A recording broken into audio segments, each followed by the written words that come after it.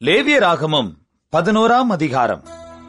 கர்த்தர் மோசேயையும் ஆரோனையும் நோக்கி, நீங்கள் இஸ்ரவேல் புத்திரரோடே சொல்ல வேண்டியது என்னவென்றால், பூமியில் இருக்கிற சகல மிருகங்களிலும் நீங்கள் புசிக்கத்தக்க ஜீவ ஜந்துக்கள் யாதெனில், மிருகங்களில் விரிகுளம்புள்ளதாயிருந்து குளம்புகள் இரண்டாக பிரிந்திருக்கிறதும் அசை போடுகிறதுமானவைகளை எல்லாம் நீங்கள் புசிக்கலாம்.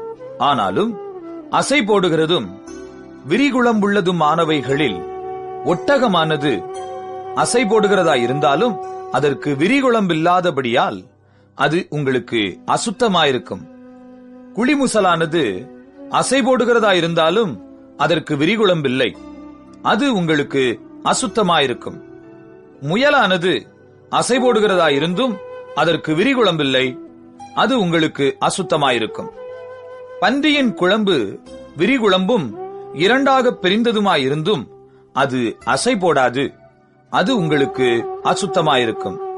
இவைகளின் மாம்சத்தை புசிக்கவும் இவைகளின் உடல்களை தொடவும் வேண்டாம், இவைகள் உங்களுக்கு தீட்டாயிருக்க கடவது.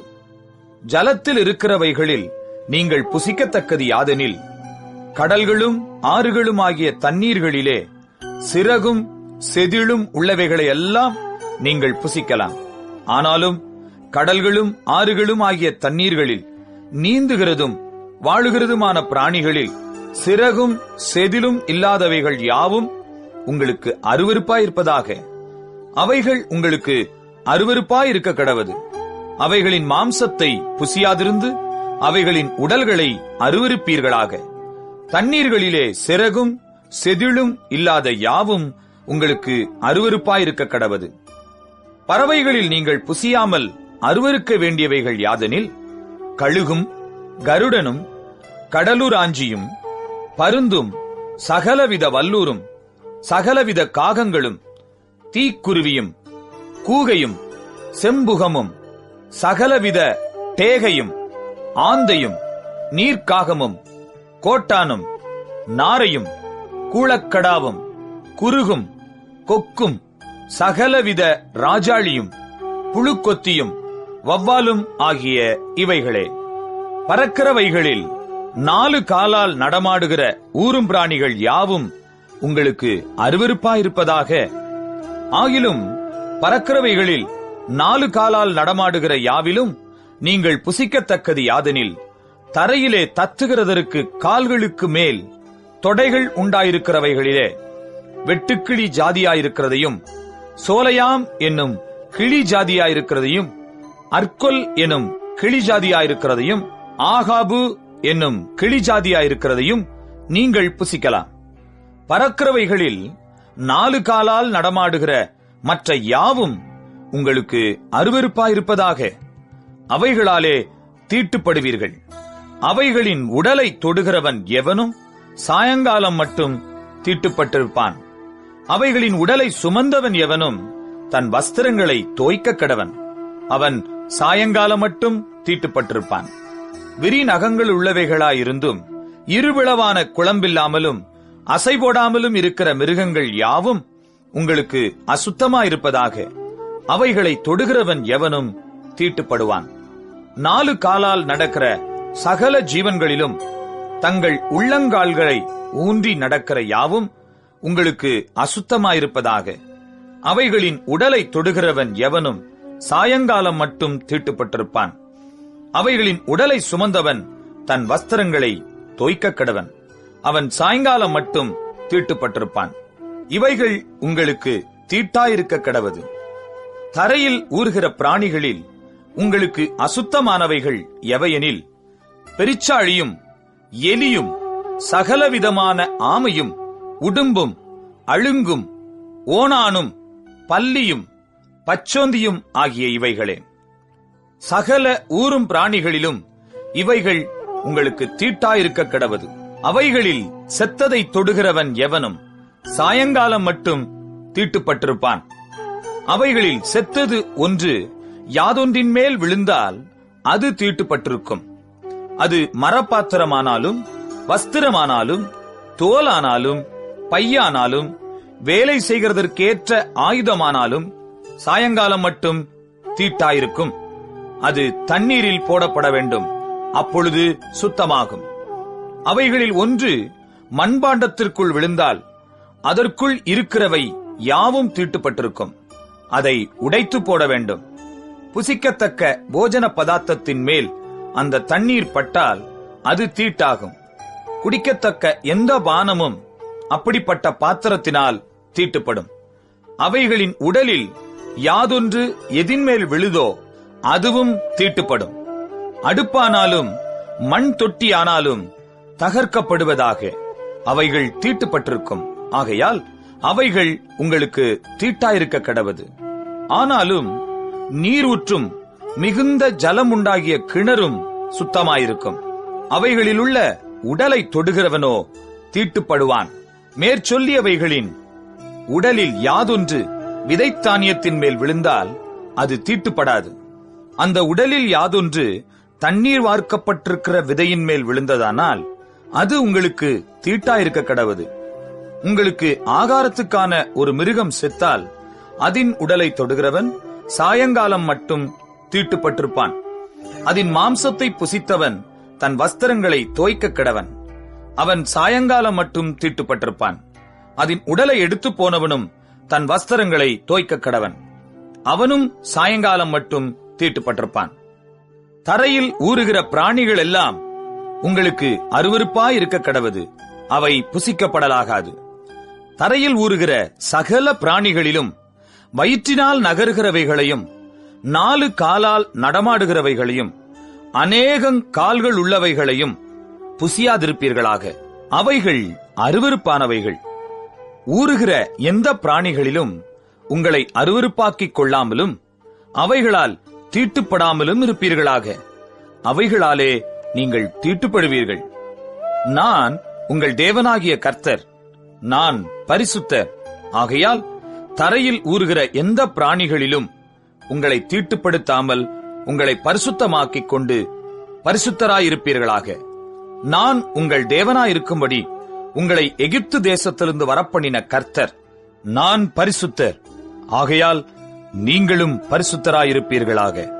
சுத்தமானதற்கும் அசுத்தமானதற்கும், புசிக்கத்தக்க ஜந்துக்களுக்கும் புசிக்கத்தகாத ஜந்துக்களுக்கும் வித்தியாசம் பண்ணும் பொருட்டு மிருகத்துக்கும் பறவைகளுக்கும் தண்ணீர்களில் நீந்துகிற சகல ஜீவ ஜந்துக்களுக்கும் பூமியின் மேல் ஊறுகிற சகல பிராணிகளுக்கும் அடுத்த பிரமாணம் இதுவே என்று சொல்லுங்கள் என்றார். லேவியராகமம் 12ஆம் அதிகாரம். பின்னும் கர்த்தர் மோசேயை நோக்கி, நீ இஸ்ரவேல் புத்திரரோடே சொல்ல வேண்டியது என்னவென்றால், ஒரு ஸ்திரீ கர்ப்பவதியாகி ஆண் பிள்ளையை பெற்றால் அவள் சூதக ஸ்திரீ விலக்கமாயிருக்கும் நாட்களுக்கு சரியாக 7 நாள் தீட்டாயிருப்பாள். 8ஆம் நாளிலே அந்த பிள்ளையினுடைய நுனித்தோலின் மாம்சம் விருத்த சேதனம் பண்ணப்பட கடவது.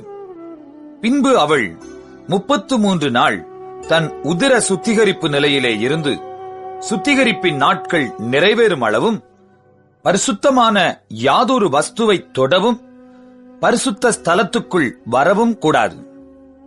பெண் பிள்ளையை பெற்றாளாகில் அவள் 2 வாரம் சூதக ஸ்திரியைப் போல தீட்டாயிருந்து பின்பு 66 நாள் உதிர சுத்திகரிப்பு நிலையிலே இருக்க கடவள்.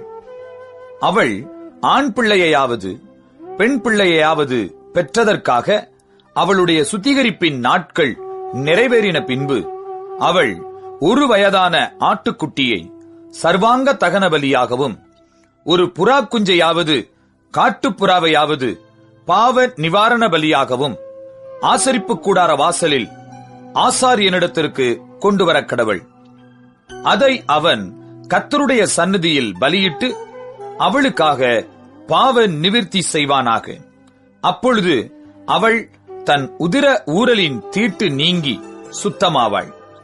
இது ஆண் பிள்ளையாவது பெண் பிள்ளையாவது பெற்றவளை குறித்த பிரமாணம்.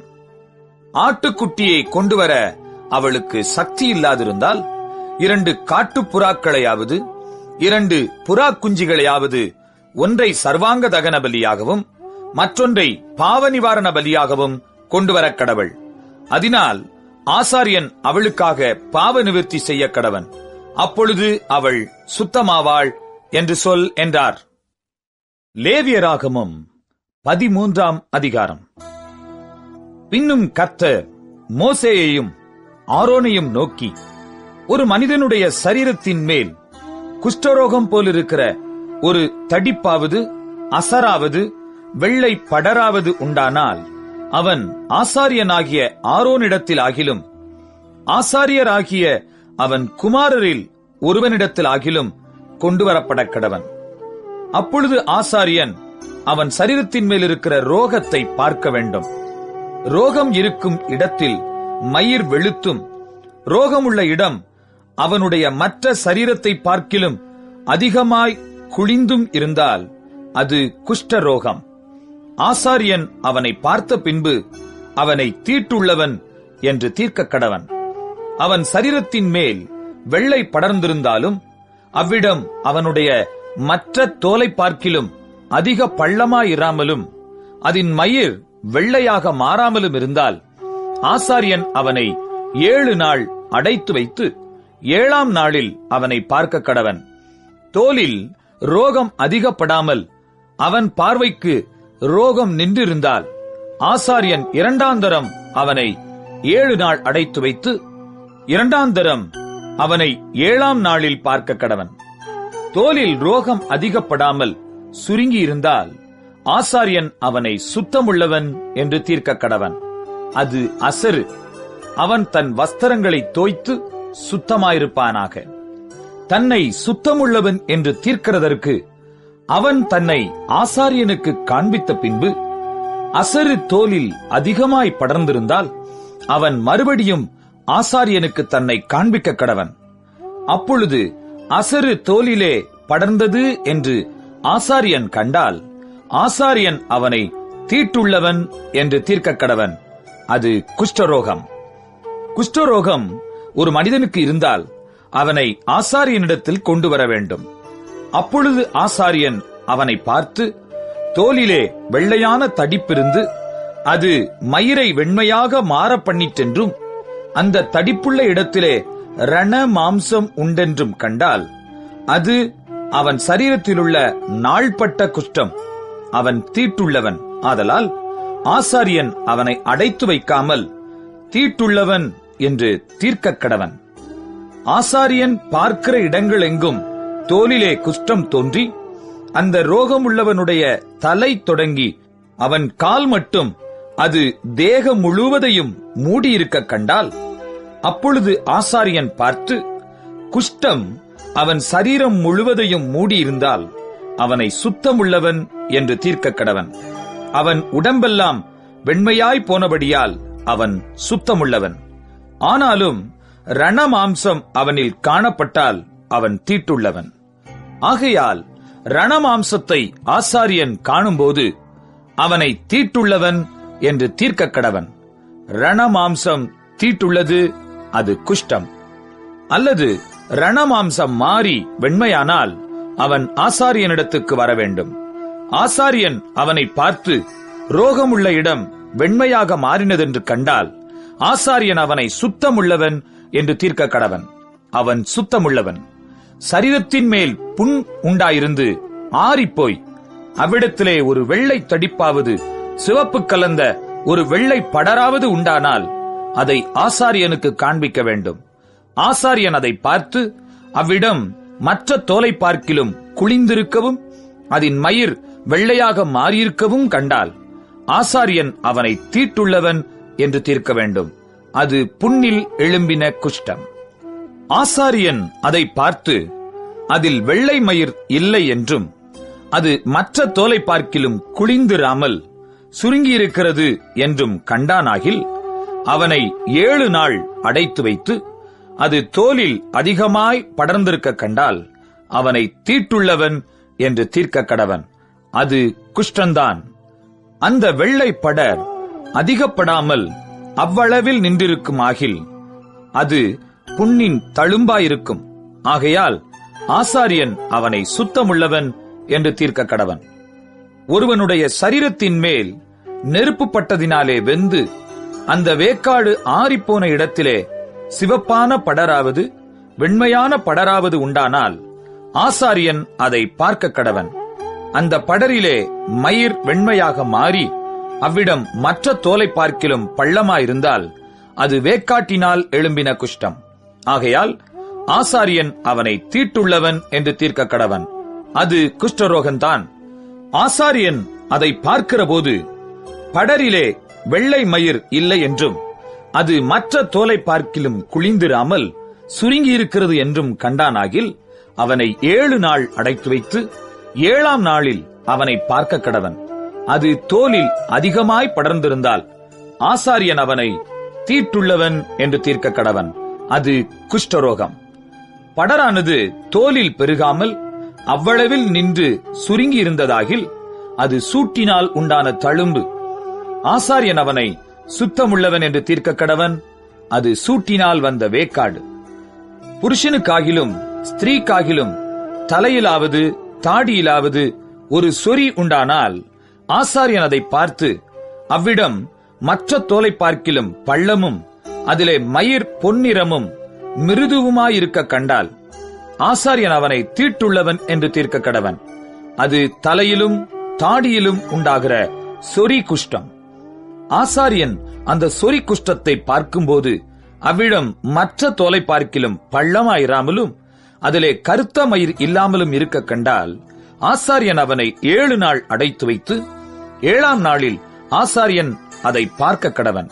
அந்த சொறி இடங்கொள்ளாமலும் அதிலே பொன்னிற மயிர் இல்லாமலும் அவ்விடம் மற்ற தோலை பார்க்கிலும் பள்ளம் இல்லாமலும் இருந்தால் அந்த சொறியுள்ள இடம் தவிர மற்ற யாவையும் அவன் சிரைத்துக் கொள்ள கடவன். பின்பு ஆசாரியன் 2ஆம் தரம் அவனை 7 நாள் அடைத்து வைத்து 7ஆம் நாளில் அதை பார்க்க கடவன். சொறி தோலில் இடங்கொள்ளாமலும் அவ்விடம் மற்ற தோலை பார்க்கிலும் பள்ளம் இல்லாமலும் இருந்தால் ஆசாரியன் அவனை சுத்தமுள்ளவன் என்று தீர்க்க கடவன். அவன் தன் வஸ்திரங்களை தோய்த்த பின் சுத்தமாயிருப்பான். அவன் சுத்தமுள்ளவன் என்று தீர்க்கப்பட்ட பின் அந்த சொறி தோலில் இடங்கொண்டதானால் ஆசாரியன் அவனை பார்க்க கடவன். சொறி தோலில் இடங்கொண்டிருந்தால் அப்பொழுது மயிர் பொன்னிறமா அல்லவா என்று ஆசாரியன் விசாரிக்க வேண்டியதில்லை. அவன் தீட்டுள்ளவனே. அவன் பார்வைக்கு அந்த சொறி நீங்கி அதில் கருத்த மயிர் முளைத்ததே ஆகில் சொறி சொஸ்தமாயிற்று. அவன் சுத்தமுள்ளவன். ஆசாரியன் அவனை சுத்தமுள்ளவன் என்று தீர்க்க கடவன். ஒரு புருஷனுக்காகிலும் ஸ்திரீக்காகிலும் அவர்கள் சரீரத்தின் மேல் வெள்ளை புள்ளிகள் உண்டாயிருந்தால் ஆசாரியன் பார்க்க கடவன். அவர்கள் சரீரத்திலே மங்கின வெள்ளை புள்ளிகள் இருந்தால் அது தோலில் எழும்புகிற வெள்ளை தேமல். அவர்கள் சுத்தமுள்ளவர்கள். ஒருவனுடைய தலைமயிர் உதிர்ந்து அவன் மொட்டையனானாலும் அவன் சுத்தமாயிருக்கிறான். அவனுடைய முன்னந்தலை மயிர் உதிர்ந்தால் அவன் அரை மொட்டையன், அவனும் சுத்தமாயிருக்கிறான். மொட்டை தலையிலாவது அரை மொட்டை தலையிலாவது சிவப்பு கலந்த வெண்மையான படர் உண்டானால் அது அதில் எழும்புகிற குஷ்டம். ஆசாரியன் அவனை பார்க்க கடவன். அவனுடைய மொட்டை தலையிலாவது அரை மொட்டை தலையிலாவது மற்ற அங்கங்களின் மேல் உண்டாகும் குஷ்டத்தைப் போல சிவப்பு கலந்த வெண்மையான தடிப்பு இருக்க கண்டால் அவன் குஷ்டரோகி. அவன் தீட்டுள்ளவன். ஆசாரியன் அவனை தீட்டுள்ளவன் என்று தீர்க்க கடவன். அவன் வியாதி அவன் தலையிலே இருக்கிறது. அந்த வியாதி உண்டாயிருக்கிற குஷ்டரோகி வஸ்திரம் கிழிந்தவனாயும் தன் தலையை மூடாதவனாயும் இருந்து அவன் தன் தாடியை மூடிக்கொண்டு தீட்டு தீட்டு என்று சத்தமிட வேண்டும். அந்த வியாதி அவனில் இருக்கும் நாள் வரைக்கும் தீட்டுள்ளவனாக எண்ணப்பட கடவன். அவன் தீட்டுள்ளவனே. ஆகையால் அவன் தனியே குடியிருக்க வேண்டும். அவன் குடியிருப்பு பாளையத்துக்கு புறம்பே இருக்க கடவது. ஆட்டுமயிர் வஸ்திரத்திலாவது பஞ்சினூல் வஸ்திரத்திலாவது பஞ்சினூல் அல்லது ஆட்டுமயிரான பாவிலாவது ஊடையிலாவது ஒரு தோலிலாவது தோலினால் செய்த எந்தவித வஸ்துவிலாவது குஷ்டதோஷம் தோன்றி வஸ்திரத்திலாவது தோலிலாவது பாவிலாவது ஊடையிலாவது தோலினால் செய்த எந்தவித வஸ்துவிலாவது குஷ்டதோஷம் பச்சையாயாவது சிவப்பாயாவது காணப்பட்டால் அது குஷ்டமாயிருக்கும். அதை ஆசாரியனுக்கு காண்பிக்க வேண்டும். ஆசாரியன் அதை பார்த்து 7 நாள் அடைத்து வைத்து 7ஆம் நாளிலே அதை பார்க்க கடவன். வஸ்திரத்திலாவது பாவிலாவது ஊடையிலாவது தோலிலாவது தோலினால் செய்த எந்தவித வஸ்துவிலாவது அது அதிகப்பட்டிருந்தால் அது அரிக்கிற குஷ்டம், அது தீட்டாயிருக்கும். அந்த தோஷம் இருக்கிற ஆட்டு மயிரினாலும் பஞ்சு நூலினாலும் செய்த வஸ்திரத்தையும் பாவையும் ஊடையையும் தோலினால் செய்த எந்தவித வஸ்துவையும் சுட்டரிக்க கடவன். அது அரிக்கிற குஷ்டம், ஆகையால் அக்னியில் சுட்டரிக்கப்பட வேண்டும். வஸ்திரத்தின் பாவிலாவது ஊடையிலாவது தோலினால் செய்த எந்தவித வஸ்துவிலாவது அந்த தோஷம் அதிகப்படவில்லை என்று ஆசாரியன் கண்டால், அப்பொழுது ஆசாரியன் அதை கழுவச் சொல்லி 2ஆம் தரம் 7 நாள் அடைத்து வைத்து அது கழுவப்பட்ட பின்பு அதை பார்க்க கடவன். அந்த தோஷம் அதிகப்படாதிருந்தாலும் அது நிறம் மாறாததாயிருந்தால் தீட்டாயிருக்கும். அக்னியில் அதை சுட்டரிக்க வேண்டும். அது அவ்வஸ்திரத்தின் உட்புறத்திலும் வெளிப்புறத்திலும் உருவ அரிக்கும். கழுவப்பட்ட பின்பு அது குறுகிற்றென்று ஆசாரியன் கண்டானேயாகில், அதை வஸ்திரத்திலாவது தோலிலாவது பாவிலாவது ஊடையிலாவது இராதபடிக்கு எடுத்து போட வேண்டும். அது இன்னும் வஸ்திரத்திலாவது பாவிலாவது ஊடையிலாவது தோலினால் செய்த எந்தவித வஸ்துவிலாவது காணப்பட்டால் அது படருகிற தோஷம். ஆகையினால் அது உள்ளதை அக்கினியில் சுட்டரிக்க வேண்டும். வஸ்திரத்தின் பாவாவது ஊடையாவது தோலினால் செய்த எந்தவித வஸ்துவாவது கழுவப்பட்ட பின்பு அந்த தோஷம் அதை விட்டு போயிற்றே, ஆனால் 2ஆம் தரம் கழுவப்பட வேண்டும். அப்பொழுது சுத்தமாயிருக்கும். ஆட்டு மயிராலாகிலும் பஞ்சு நூலாலாகிலும் நெய்த வஸ்திரத்தையாவது பாவையாவது ஊடையாவது தோலினால் செய்த எந்தவித வஸ்துவையாவது சுத்தமென்றாவது தீட்டென்றாவது தீர்க்கிறதற்கு அதனுடைய குஷ்ட தோஷத்துக்கடுத்த பிரமாணம் இதுவே என்றார். லேவியராகமம் 14ஆம் அதிகாரம். பின்னும் கர்த்தர் மோசேயை நோக்கி, குஷ்டரோகியினுடைய சுத்திகரிப்பின் நாளில் அவனுக்கு அடுத்த பிரமாணம் என்னவென்றால், அவன் ஆசாரியனிடத்தில் கொண்டு வரப்பட வேண்டும். ஆசாரியன் பாளையத்துக்கு புறம்பே போய் குஷ்டரோகியின் குஷ்ட வியாதி சொஸ்தமாயிற்று என்று கண்டால், சுத்திகரிக்கப்பட வேண்டியவனுக்காக உயிரோடு இருக்கும் சுத்தமான 2 குருவிகளையும் கேதுரு கட்டையையும் சிவப்பு நூலையும் ஈசோப்பையும் வாங்கி வர கட்டளையிடக் கடவன். பின்பு ஆசாரியன் அந்த குருவிகளில் ஒன்றை ஒரு மண்பாண்டத்திலுள்ள ஊற்று நீர்மேல் கொல்லச் சொல்லி, உயிருள்ள குருவியையும் கேதுரு கட்டையையும் சிவப்பு நூலையும் ஈசோப்பையும் எடுத்து இவைகளையும் உயிருள்ள குருவியையும் ஊற்று நீர்மேல் கொல்லப்பட்ட குருவியின் இரத்தத்திலே தோய்த்து குஷ்டம் நீங்க சுத்திகரிக்கப்படுகிறவன் மேல் 7 தரம் தெளித்து அவனை சுத்தம் பண்ணி உயிருள்ள குருவியை வெளியிலே விட்டுவிட கடவன். சுத்திகரிக்கப்படுகிறவன் தன் வஸ்திரங்களை தோய்த்து தன் மயிர் முழுவதையும் சிரைத்து தான் சுத்தமாகும்படி ஜலத்தில் ஸ்நானம் பண்ணி பின்பு பாளையத்தில் பிரவேசித்து தன் கூடாரத்துக்கு புறம்பே 7 நாள் தங்கி 7ஆம் நாளிலே தன் தலையையும் தாடியையும் புருவங்களையும் தன்னுடைய மயிர் முழுவதையும் சிரைத்து தன் வஸ்திரங்களை தோய்த்து ஜலத்தில் ஸ்நானம் பண்ண வேண்டும். அப்பொழுது சுத்தமாயிருப்பான். 8ஆம் நாளிலே அவன் பழுதற்ற 2 ஆட்டுக்குட்டிகளையும் 1 வயதான பழுதற்ற ஒரு பெண்ணாட்டுக்குட்டியையும் போஜன பலிக்காக எண்ணெயிலே பிசைந்த 1 மரக்காலில் 10ல் 3 பங்காகிய மெல்லிய மாவையும் ஆளாக்கு எண்ணெயையும் கொண்டு வர கடவன்.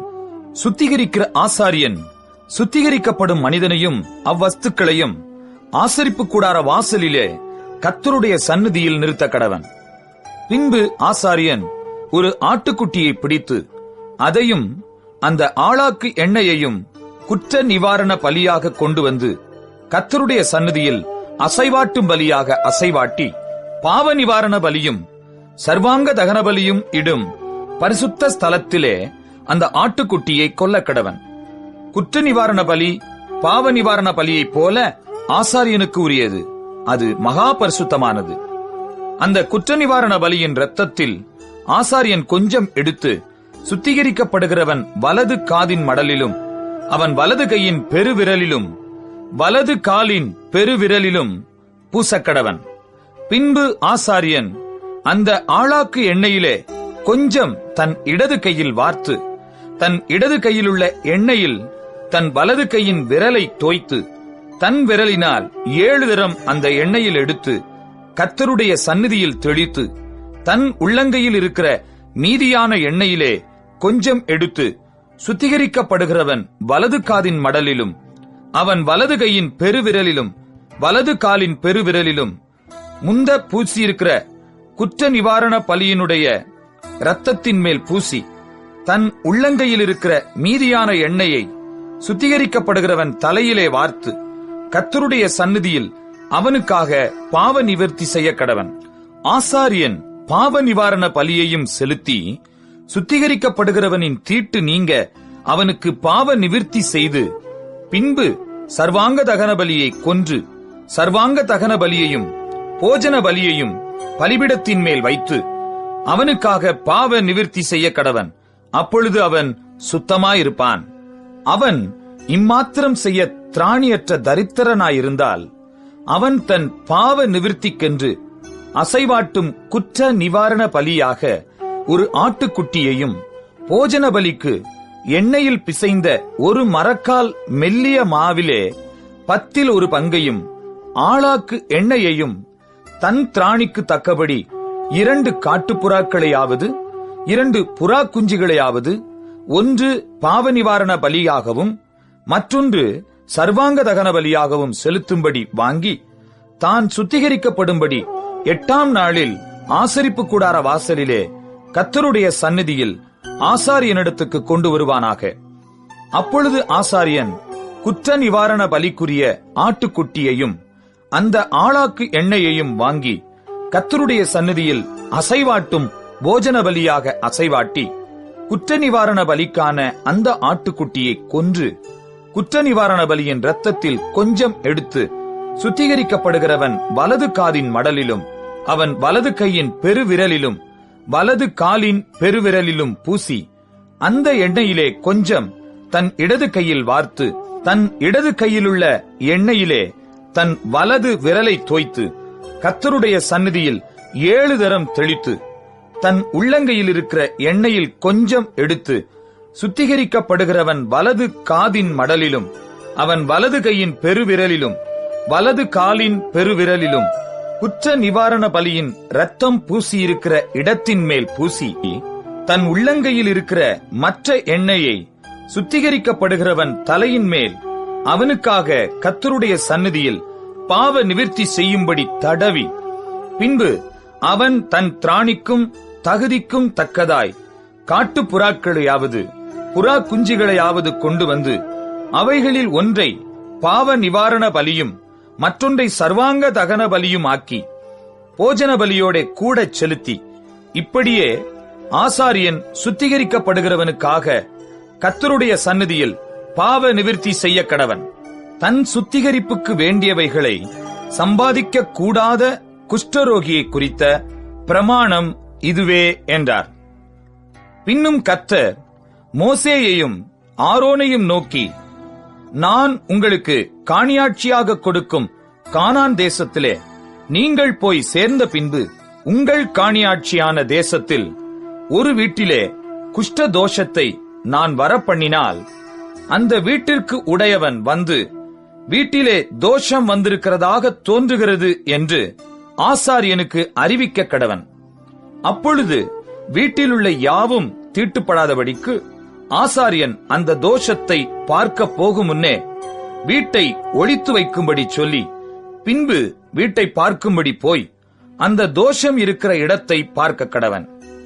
அப்பொழுது வீட்டு சுவர்களிலே கொஞ்சம் பச்சையும் கொஞ்சம் சிவப்புமான குழி விழுந்திருந்து அவைகள் மற்ற சுவரை பார்க்கிலும் பள்ளமாயிருக்க கண்டால், ஆசாரியன் வீட்டை விட்டு புறப்பட்டு வாசற்படியிலே வந்து வீட்டை 7 நாள் அடைத்து வைத்து 7ஆம் நாளிலே திரும்ப போய் பார்த்து, தோஷம் வீட்டு சுவர்களில் படர்ந்ததென்று கண்டால், தோஷம் இருக்கும் அவ்விடத்து கல்லுகளை பெயர்க்கவும் பட்டணத்துக்கு புறம்பே அசுத்தமான ஒரு இடத்திலே போடவும் அவன் கட்டளையிட்டு, வீட்டை உள்ளே சுற்றிலும் செதுக்கச் சொல்லி, செதுக்கி போட்ட மண்ணை பட்டணத்துக்கு புறம்பே அசுத்தமான ஒரு இடத்திலே கொட்டவும், வேறே கல்லுகளை எடுத்து வந்து அந்த கல்லுகளுக்கு பதிலாக கட்டி வேறே சாந்தை எடுத்து வீட்டை பூசவும் கட்டளையிடுவானாக.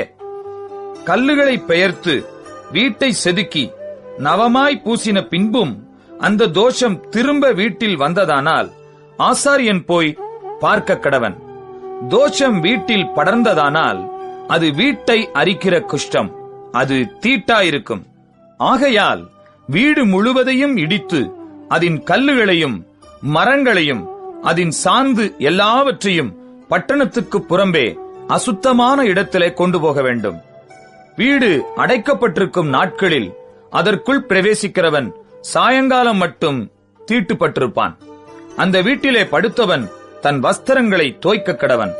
அந்த வீட்டிலே சாப்பிட்டவனும் தன் வஸ்திரங்களை தோய்க்க கடவன். ஆசாரியன் திரும்ப வந்து வீடு பூசப்பட்ட பின்பு வீட்டிலே அந்த தோஷம் படரவில்லை என்று கண்டானே ஆகில், தோஷம் நிவிர்த்தியானபடியால் ஆசாரியன் அந்த வீட்டை சுத்தம் என்று தீர்க்க கடவன். அப்பொழுது வீட்டிற்கு தோஷம் கழிக்க 2 குருவிகளையும் கேதுரு கட்டையையும் சிவப்பு நூலையும் ஈசோப்பையும் எடுத்து ஒரு குருவியை ஒரு மண்பாண்டத்திலுள்ள ஊற்று நீரின் மேல் கொன்று கேதுரு கட்டையையும் ஈசோப்பையும் சிவப்பு நூலையும் உயிருள்ள குருவியையும் எடுத்து இவைகளை கொல்லப்பட்ட குருவியின் இரத்தத்திலும் ஊற்று நீரிலும் தோய்த்து வீட்டின் மேல் 7 தரம் தெளித்து குருவியின் இரத்தத்தினாலும் ஊற்று நீரினாலும் உயிருள்ள குருவியினாலும் கேதுரு கட்டையினாலும் ஈசோப்பினாலும் சிவப்பு நூலினாலும் வீட்டிற்கு தோஷங்களித்து உயிருள்ள குருவியை பட்டணத்துக்கு புறம்பே வெளியிலே விட்டுவிட்டு இப்படி வீட்டிற்கு பிராயச்சித்தம் செய்ய கடவன். அப்பொழுது அது சுத்தமாயிருக்கும். இது சகலவித குஷ்டரோகத்துக்கும் சொறிக்கும் வஸ்திர குஷ்டத்துக்கும் வீட்டு குஷ்டத்துக்கும் தடிப்புக்கும் அசருக்கும் வெள்ளை படருக்கும் அடுத்த பிரமாணம். குஷ்டம் எப்பொழுது தீட்டுள்ளது என்றும் எப்பொழுது தீட்டில்லாதது என்றும் தெரிவிப்பதற்கு குஷ்டரோகத்துக்கு அடுத்த பிரமாணம் இதுவே என்றார். லேவியராகமம் 15ஆம் அதிகாரம். பின்னும் கர்த்தர் மோசேயையும் ஆரோனையும் நோக்கி, நீங்கள் இஸ்ரவேல் புத்திரரோடே சொல்ல வேண்டியது என்னவென்றால், ஒருவனுக்கு பிரமியம் உண்டானால் அவன் தன் பிரமியத்தினாலே தீட்டானவன். அவனுடைய மாம்சத்திலுள்ள பிரமியம் ஊறிக்கொண்டிருந்தாலும் அவன் பிரமியம் அடைபட்டிருந்தாலும் அதனால் அவனுக்கு தீட்டுண்டாகும். பிரமியம் உள்ளவன் படுக்கிற எந்த படுக்கையும் தீட்டாகும். அவன் எதின்மேல் உட்காருகிறானோ அதுவும் தீட்டாகும். அவன் படுக்கையை தொடுகிறவன் தன் வஸ்திரங்களை தோய்த்து தண்ணீரில் முழுக கடவன். சாயங்காலம் மட்டும் அவன் தீட்டுப்பட்டிருப்பானாக. பிரமியம் உள்ளவன் உட்கார்ந்ததின் மேல் உட்காருகிறவன் தன் வஸ்திரங்களை தோய்த்து தண்ணீரில் முழுகி சாயங்காலம் மட்டும் தீட்டுப்பட்டிருப்பானாக. பிரமியம் உள்ளவனின் சரீரத்தை தொடுகிறவன் தன் வஸ்திரங்களை தோய்த்து தண்ணீரில் முழுகி சாயங்காலம் மட்டும் தீட்டுப்பட்டிருப்பானாக. பிரமியம் உள்ளவன் சுத்தமாயிருக்கிற ஒருவன் மேல் துப்பினால் இவன் தன் வஸ்திரங்களை தோய்த்து தண்ணீரில் முழுகி சாயங்காலம் மட்டும் தீட்டுப்பட்டிருப்பானாக. பிரமியம் உள்ளவன் ஏறும் எந்த சேணமும் தீட்டாயிருக்கும். அவனுக்கு கீழிருந்த எதையாகிலும் தொடுகிறவன் சாயங்காலம் மட்டும் தீட்டுப்பட்டிருப்பான். அதை எடுத்துக்கொண்டு போகிறவன் தன் வஸ்திரங்களை தோய்த்து தண்ணீரில் முழுகி சாயங்காலம் மட்டும் தீட்டுப்பட்டிருப்பானாக. பிரமியம் உள்ளவன் தன் கைகளை தண்ணீரினால் கழுவாமல் ஒருவனை தொட்டால் இவன் தன் வஸ்திரங்களை தோய்த்து தண்ணீரில் முழுகி சாயங்காலம் மட்டும் தீட்டுப்பட்டிருப்பானாக. பிரமியம் உள்ளவன் தொட்ட மண்பாண்டம் உடைக்கப்படவும் மரச்சாமான் எல்லாம் தண்ணீரினால் கழுவப்படவும் வேண்டும். பிரமியம் உள்ளவன் தன் பிரமியம் நீங்கி சுத்தமானால் தன் சுத்திகரிப்புக்கென்று 7 நாள் எண்ணிக்கொண்டிருந்து தன் வஸ்திரங்களை தோய்த்து தன் தேகத்தை ஊற்று நீரில் கழுவ கடவன். அப்பொழுது சுத்தமாயிருப்பான். 8ஆம் நாளிலே அவன் 2 காட்டுப்புறாக்களையாவது 2 புறா குஞ்சுகளையாவது ஆசரிப்பு கூடார வாசலிலே கர்த்தருடைய சந்நிதியில் கொண்டு வந்து ஆசாரியனிடத்தில் கொடுக்க கடவன். ஆசாரியன் அவைகளில் ஒன்றை பாவ நிவாரண பலியும் மற்றொன்றை சர்வாங்க தகன பலியும் ஆக்கி அவனுக்காக கர்த்தருடைய சந்நிதியில் அவன் பிரமியத்து நிமித்தம் பாவ நிவிர்த்தி செய்ய வேண்டும். ஒருவனிலிருந்து இந்திரியம் கழிந்ததுண்டானால் அவன் தண்ணீரில் முழுக வேண்டும். சாயங்காலம் மட்டும் அவன் தீட்டுப்பட்டிருப்பானாக. கழிந்த இந்திரியம் பட்ட வஸ்திரமும் தோலும் தண்ணீரினால் கழுவப்பட்டு சாயங்காலம் மட்டும் தீட்டாயிருப்பதாக. இந்திரியம் கழிந்தவனோடே ஸ்திரீ படுத்துக் கொண்டிருந்தால் இருவரும் தண்ணீரில் முழுகி சாயங்காலம் மட்டும் தீட்டுப்பட்டிருப்பார்களாக. சூதக ஸ்திரீ தன் சரீரத்திலுள்ள உதிர ஊரலி நிமித்தம் 7 நாள் தன் விலக்கத்தில் இருக்க கடவள். அவளை தொடுகிறவன் எவனும் சாயங்காலம் மட்டும் தீட்டுப்பட்டிருப்பானாக. அவள் விலக்கலாயிருக்கையில் எதின்மேல் படுத்துக் கொள்ளுகிறாளோ எதின்மேல் உட்காருகிறாளோ அதெல்லாம் தீட்டாயிருக்கும். அவள் படுக்கையை தொடுகிறவன் எவனும் தன் வஸ்திரங்களை தோய்த்து தண்ணீரில் முழுகி சாயங்காலம் மட்டும் தீட்டுப்பட்டிருப்பானாக. அவள் உட்கார்ந்த மனையை தொடுகிறவன் எவனும் தன் வஸ்திரங்களை தோய்த்து தண்ணீரில் முழுகி சாயங்காலம் மட்டும் தீட்டுப்பட்டிருப்பானாக. அவள் படுக்கையின் மேலாகிலும் அவள் உட்கார்ந்த மனையின் மேலாகிலும் இருந்த எதையாகிலும் தொட்டவன் சாயங்காலம் மட்டும் தீட்டுப்பட்டிருப்பானாக. ஒருவன் அவளோடே படுத்துக் கொண்டதும் அவள் தீட்டு அவன் மேல் பட்டதும் உண்டானால் அவன் 7 நாள் தீட்டாயிருப்பானாக. அவன் படுக்கிற படுக்கையும் தீட்டுப்படும். ஒரு ஸ்திரீ விலகியிருக்க வேண்டிய காலம் அல்லாமல் அவளுடைய உதிரம் அநேக நாள் ஊறிக்கொண்டிருந்தால், அல்லது அந்த காலத்துக்கு மிஞ்சி அது கண்டிருக்கும் நாளெல்லாம் ஊறிக்கொண்டிருந்தால், தன் விலக்கத்தின் நாட்களில் இருந்தது போல அவள் தீட்டாயிருப்பாளாக. அந்த நாட்கள் எல்லாம் அவள் படுக்கும் எந்த படுக்கையும் அவள் விலக்கத்தின் படுக்கையைப் போல அவளுக்கு தீட்டாயிருக்கும். அவள் உட்கார்ந்த மனையும் அவளுடைய விலக்கத்தின் தீட்டைப் போலவே தீட்டாயிருக்கும். அப்படிப்பட்டவைகளை தொடுகிறவன் எவனும் தன் வஸ்திரங்களை தோய்த்து தண்ணீரில் முழுகி சாயங்காலம் மட்டும் தீட்டுப்பட்டிருப்பானாக. அவள் தன் உதிர ஊரல் நின்று சுத்தமான போது அவள் 7 நாள் எண்ணிக்கொள்வாளாக. அதன் பின்பு சுத்தமாயிருப்பாள். 8ஆம் நாளிலே 2 காட்டுப்புறாக்களையாவது 2 புறா குஞ்சிகளையாவது ஆசரிப்பு கூடார வாசலில் ஆசாரியனிடத்தில் கொண்டு வரக் கடவள். ஆசாரியன் அவைகளில் ஒன்றை பாவ நிவாரண பலியும் மற்றொன்றை சர்வாங்க தகன பலியும் ஆக்கி அவளுக்காக கர்த்தருடைய சந்நிதியில் அவளுடைய உதிர ஊரலி நிமித்தம் பாவ நிவிர்த்தி செய்ய கடவன்.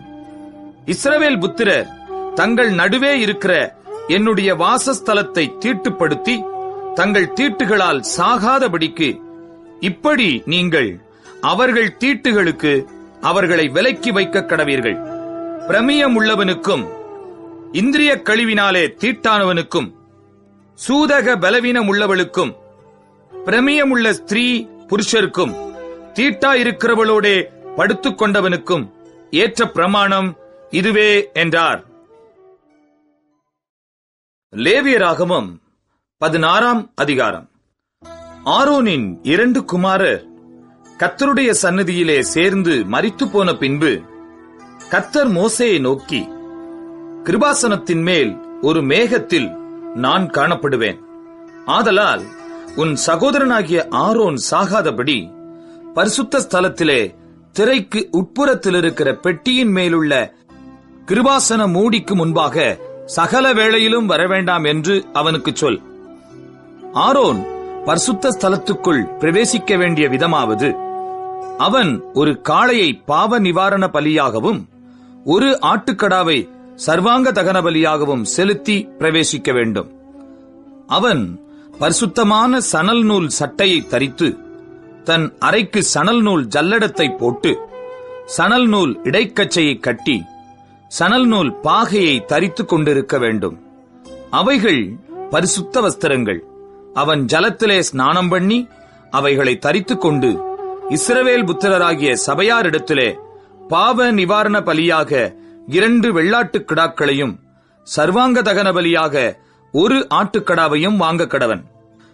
பின்பு ஆரோன் தனக்காகவும் தன் வீட்டாருக்காகவும் பாவ நிவிர்த்தி செய்யும்படிக்கு தன்னுடைய பாவ நிவாரண பலியின் காளையை சேரப் பண்ணி அந்த 2 வெள்ளாட்டுக் கடாக்களையும் கொண்டு வந்து ஆசரிப்பு கூடார வாசலிலே கர்த்தருடைய சந்நிதியில் நிறுத்தி அந்த 2 வெள்ளாட்டுக் கடாக்களையும் குறித்து கர்த்தருக்கென்று ஒரு சீட்டும் போக்காடாக விடப்படும் வெள்ளாட்டுக் கடாவுக்கென்று ஒரு சீட்டும் போட்டு கர்த்தருக்கென்று சீட்டு விழுந்த வெள்ளாட்டுக் கடாவை பாவ நிவாரண பலியாக சேரப் பண்ணி போக்காடாக விடப்பட சீட்டு விழுந்த வெள்ளாட்டுக் கடாவை அதைக் கொண்டு பாவ நிவிர்த்தி உண்டாக்கவும் அதை போக்காடாக வனாந்தரத்திலே போகவிடவும் கர்த்தருடைய சந்நிதியில் உயிரோடே நிறுத்தி, பின்பு ஆரோன் தனக்காகவும் தன் வீட்டாருக்காகவும் பாவ நிவிர்த்தி செய்யும்படி தன்னுடைய பாவ நிவாரணத்துக்கான காளையை கொண்டு வந்து அதை கொன்று கர்த்தருடைய சந்நிதியில் இருக்கும் பலிபீடத்தின் மேலுள்ள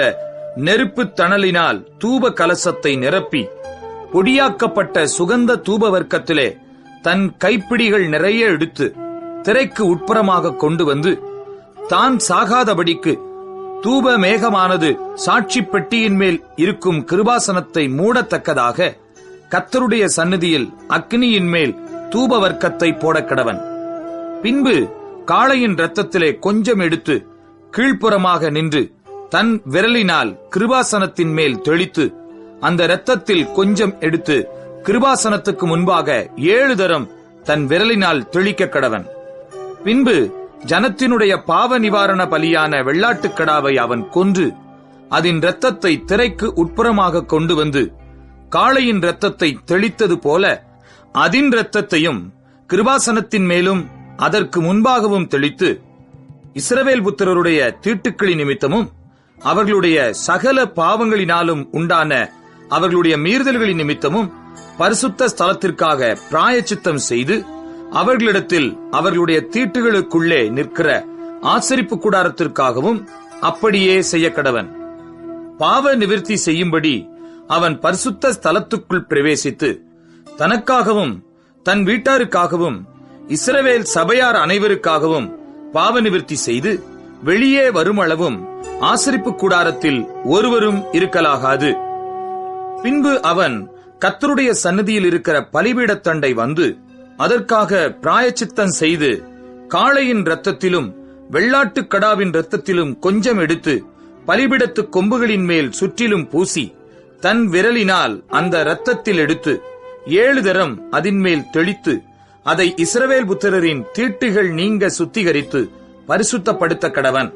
அவன் இப்படி பரிசுத்த ஸ்தலத்துக்கும் ஆசரிப்பு கூடாரத்துக்கும் பலிபீடத்துக்கும் பிராயச்சித்தம் செய்து தீர்ந்த பின்பு உயிரோடு இருக்கிற வெள்ளாட்டுக் கடாவை சேரப் பண்ணி அதன் தலையின் மேல் ஆரோன் தன் 2 கைகளையும் வைத்து அதன் மேல் இஸ்ரவேல் புத்திரருடைய சகல அக்கிரமங்களையும் அவர்களுடைய எல்லா பாவங்களினாலும் உண்டான அவர்களுடைய சகல மீறுதல்களையும் அறிக்கையிட்டு அவைகளை வெள்ளாட்டுக் கடாவினுடைய தலையின் மேல் சுமத்தி அதை அதற்கான ஆள்வசமாய் வனாந்தரத்துக்கு அனுப்பிவிடக் கடவன்.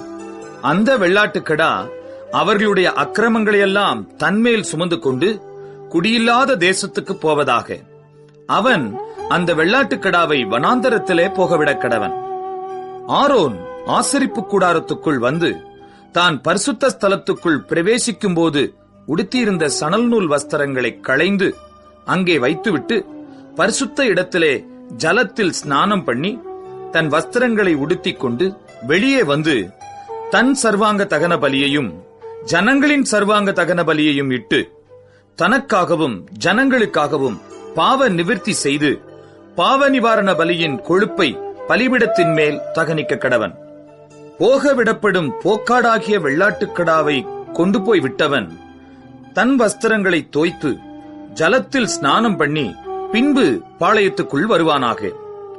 பாவ நிவிர்த்திக்கென்று பரிசுத்த ஸ்தலத்துக்குள் இரத்தம் கொண்டு வரப்பட்ட பாவ நிவாரண பலியாகிய காளையையும் பாவ நிவாரண பலியாகிய வெள்ளாட்டுக் கடாவையும் பாளையத்துக்கு புறம்பே கொண்டு போய் அவைகளின் தோலையும் மாம்சத்தையும் சாணியையும் அக்கினியிலே சுட்டெரிக்க கடவர்கள்.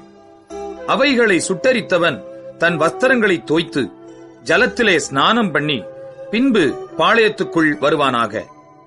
7ஆம் மாதம் 10ஆம் தேதியிலே சுதேசியானாலும் உங்களுக்குள் தங்கும் பரதேசியானாலும் தங்கள் ஆத்துமாக்களை தாழ்மைப்படுத்துவதுமன்றி ஒரு வேலையும் செய்யாமல் இருக்க வேண்டும். இது உங்களுக்கு நித்திய கட்டளையாயிருக்க கடவது. கர்த்தருடைய சந்நிதியில் உங்கள் பாவமெல்லாம் நீங்கி சுத்திகரிக்கப்படும்படி அந்நாளில் உங்களை சுத்திகரிக்கும் பொருட்டு உங்களுக்காக பாவ நிவிர்த்தி செய்யப்படும். உங்களுக்கு அது விசேஷித்த ஓய்வு நாள். அதிலே உங்கள் ஆத்துமாக்களை தாழ்மைப்படுத்த கடவீர்கள். இது நித்திய கட்டளை. அபிஷேகம் பெற்றவனும் தன் தகப்பன் பட்டத்திற்கு வந்து ஆசாரிய ஊழியம் செய்ய பிரதிஷ்டை பண்ணப்பட்டவனுமாகிய ஆசாரியனே பாவ நிவிர்த்தி செய்ய கடவன். அவன் பரிசுத்த வஸ்திரங்களாகிய சணல் நூல் வஸ்திரங்களை உடுத்திக் கொண்டு பரிசுத்த ஸ்தலத்துக்கும் ஆசரிப்பு கூடாரத்துக்கும் பலிபீடத்துக்கும் பிராயச்சித்தம் செய்து ஆசாரியருக்காகவும் சபையின் சகல ஜனங்களுக்காகவும் பாவ நிவிர்த்தி செய்ய கடவன். இப்படி வருஷத்தில் ஒருமுறை இஸ்ரவேல் புத்திரருக்காக அவர்களுடைய சகல பாவங்களுக்கும் பாவ நிவிர்த்தி செய்வது உங்களுக்கு நித்திய கட்டளையாயிருக்க கடவது என்று சொல் என்றார். கர்த்தர் மோசேக்கு கட்டளையிட்டபடியே ஆரோன் செய்தான். லேவியராகமம் 17ஆம் அதிகாரம். பின்னும் கர்த்தர் மோசேயை நோக்கி, நீ ஆரோனோடும் அவன் குமாரரோடும் இஸ்ரவேல் புத்திரர் அனைவரோடும் சொல்ல வேண்டியதாவது, கர்த்தர் கட்டளையிடுகிறது என்னவென்றால், இஸ்ரவேல் குடும்பத்தாரில் எவனாகிலும் மாட்டையாவது செம்மறியாட்டையாவது வெள்ளாட்டையாவது ஆசரிப்பு கூடார வாசலாகிய கர்த்தருடைய வாசஸ்தலத்துக்கு முன்பாக கர்த்தருக்கு செலுத்தும்படி கொண்டு வராமல் பாளையத்துக்குள்ளே ஆகிலும் பாளையத்துக்கு புறம்பேயாகிலும் அதை கொன்றால் அது அந்த மனிதனுக்கு இரத்தப்பழியாக எண்ணப்படும். அந்த மனிதன் இரத்தம் சிந்தினபடியால் தன் ஜனத்தில் இராமல் அறுப்புண்டு போவான். ஆகையால் இஸ்ரவேல் புத்திரர் வெளியிலே பலியிடுகிற தங்கள் பலிகளை ஆசரிப்பு கூடார வாசலில் ஆசாரியனிடத்தில் கர்த்தருடைய சந்நிதியில் கொண்டு வந்து அங்கே அவைகளை கர்த்தருக்கு சமாதான பலிகளாக செலுத்த கடவர்கள். அங்கே ஆசாரியன் இரத்தத்தை ஆசரிப்பு கூடார வாசலில் இருக்கிற கர்த்தருடைய பலிபீடத்தின் மேல் தெளித்து கொழுப்பை கர்த்தருக்கு சுகந்த வாசனையாக தகனிக்க கடவன். தாங்கள் சோர மார்க்கமாய் பின்பற்றுகிற பேய்களுக்கு தங்கள் பலிகளை இனி செலுத்தாதிருப்பார்களாக. இது அவர்கள் தலைமுறை தோறும் அவர்களுக்கு நித்திய கட்டளையாயிருக்க கடவது.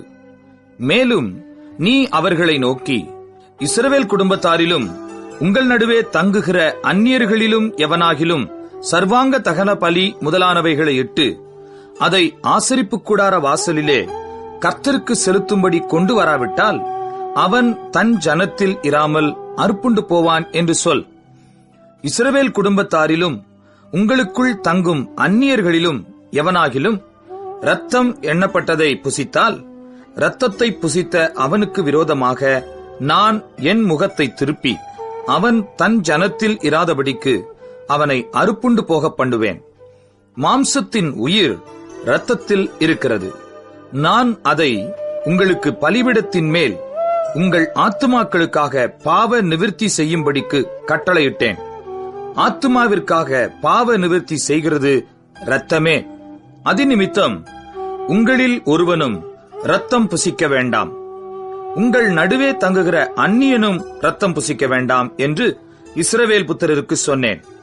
இஸ்ரவேல் புத்திரரிலும் உங்களுக்குள் தங்குகிற அந்நியர்களிலும் எவனாகிலும் புசிக்கத்தக்க ஒரு மிருகத்தையாவது ஒரு பட்சியையாவது வேட்டையாடி பிடித்தால் அவன் அதன் இரத்தத்தை சிந்த பண்ணி மண்ணினால் அதை மூடக்கடவன். சகல மாம்சத்துக்கும் இரத்தம் உயிராயிருக்கிறது. இரத்தம் ஜீவனுக்கு சமானம். ஆகையால் எந்த மாம்சத்தின் இரத்தத்தையும் புசிக்க வேண்டாம். சகல மாம்சத்தின் உயிரும் அதன் இரத்தந்தானே. அதை புசிக்கிற எவனும் அறுப்புண்டு போவான் என்று இஸ்ரவேல் புத்திரருக்கு சொன்னேன். தானாய் இறந்து போனதையாவது பீருண்டதையாவது புசித்தவன் எவனும் அவன் சுதேசியானாலும் பரதேசியானாலும் தன் வஸ்திரங்களை தோய்த்து தண்ணீரில் மூழ்கி சாயங்காலம் மட்டும் தீட்டாயிருப்பானாக. பின்பு சுத்தமாயிருப்பான். அவன் தன் வஸ்திரங்களை தோய்க்காமலும் ஸ்நானம் பண்ணாமலும் இருந்தால் தன் அக்கிரமத்தை சுமப்பான் என்று சொல் என்றார். லேவியராகமம் 18ஆம் அதிகாரம்.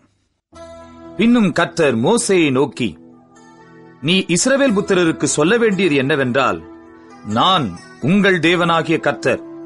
நீங்கள் குடியிருந்த எகிப்து தேசத்தாருடைய செய்கையின்படி செய்யாமலும், நான் உங்களை அழைத்துப் போகிற கானான் தேசத்தாருடைய செய்கையின்படி செய்யாமலும், அவர்களுடைய முறைமைகளின்படி நடவாமலும், என்னுடைய நியாயங்களின்படி செய்து என்னுடைய கட்டளைகளை கைக்கொண்டு நடவுங்கள். நான் உங்கள் தேவனாகிய கர்த்தர். ஆகையால் என் கட்டளைகளையும் என் நியாயங்களையும் கைக்கொள்ள கடவீர்கள். அவைகளின்படி செய்கிறவன் எவனும் அவைகளால் பிழைப்பான். நான் கர்த்தர். ஒருவனும் தனக்கு நெருங்கின இனமாகிய ஒருத்தியை நிர்வாணமாக்கும்படி அவளை சேரலாகாது. நான் கர்த்தர். உன் தகப்பனையாவது உன் தாயையாவது நிர்வாணமாக்கலாகாது. அவள் உன் தாயானவள், அவளை நிர்வாணமாக்கலாகாது. உன் தகப்பனுடைய மனைவியை நிர்வாணமாக்கலாகாது. அது உன் தகப்பனுடைய நிர்வாணம்.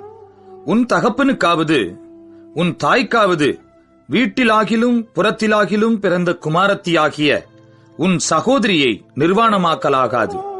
உன் குமாரனுடைய மகளையாவது உன் குமாரத்தியினுடைய மகளையாவது நிர்வாணமாக்கலாகாது. அது உன்னுடைய நிர்வாணம். உன் தகப்பனுடைய மனைவியினிடத்தில் உன் தகப்பனுக்கு பிறந்த குமாரத்தியை நிர்வாணமாக்கலாகாது. அவள் உனக்கு சகோதரி. உன் தகப்பனுடைய சகோதரியை நிர்வாணமாக்கலாகாது. அவள் உன் தகப்பனுக்கு நெருங்கின இனமானவள்.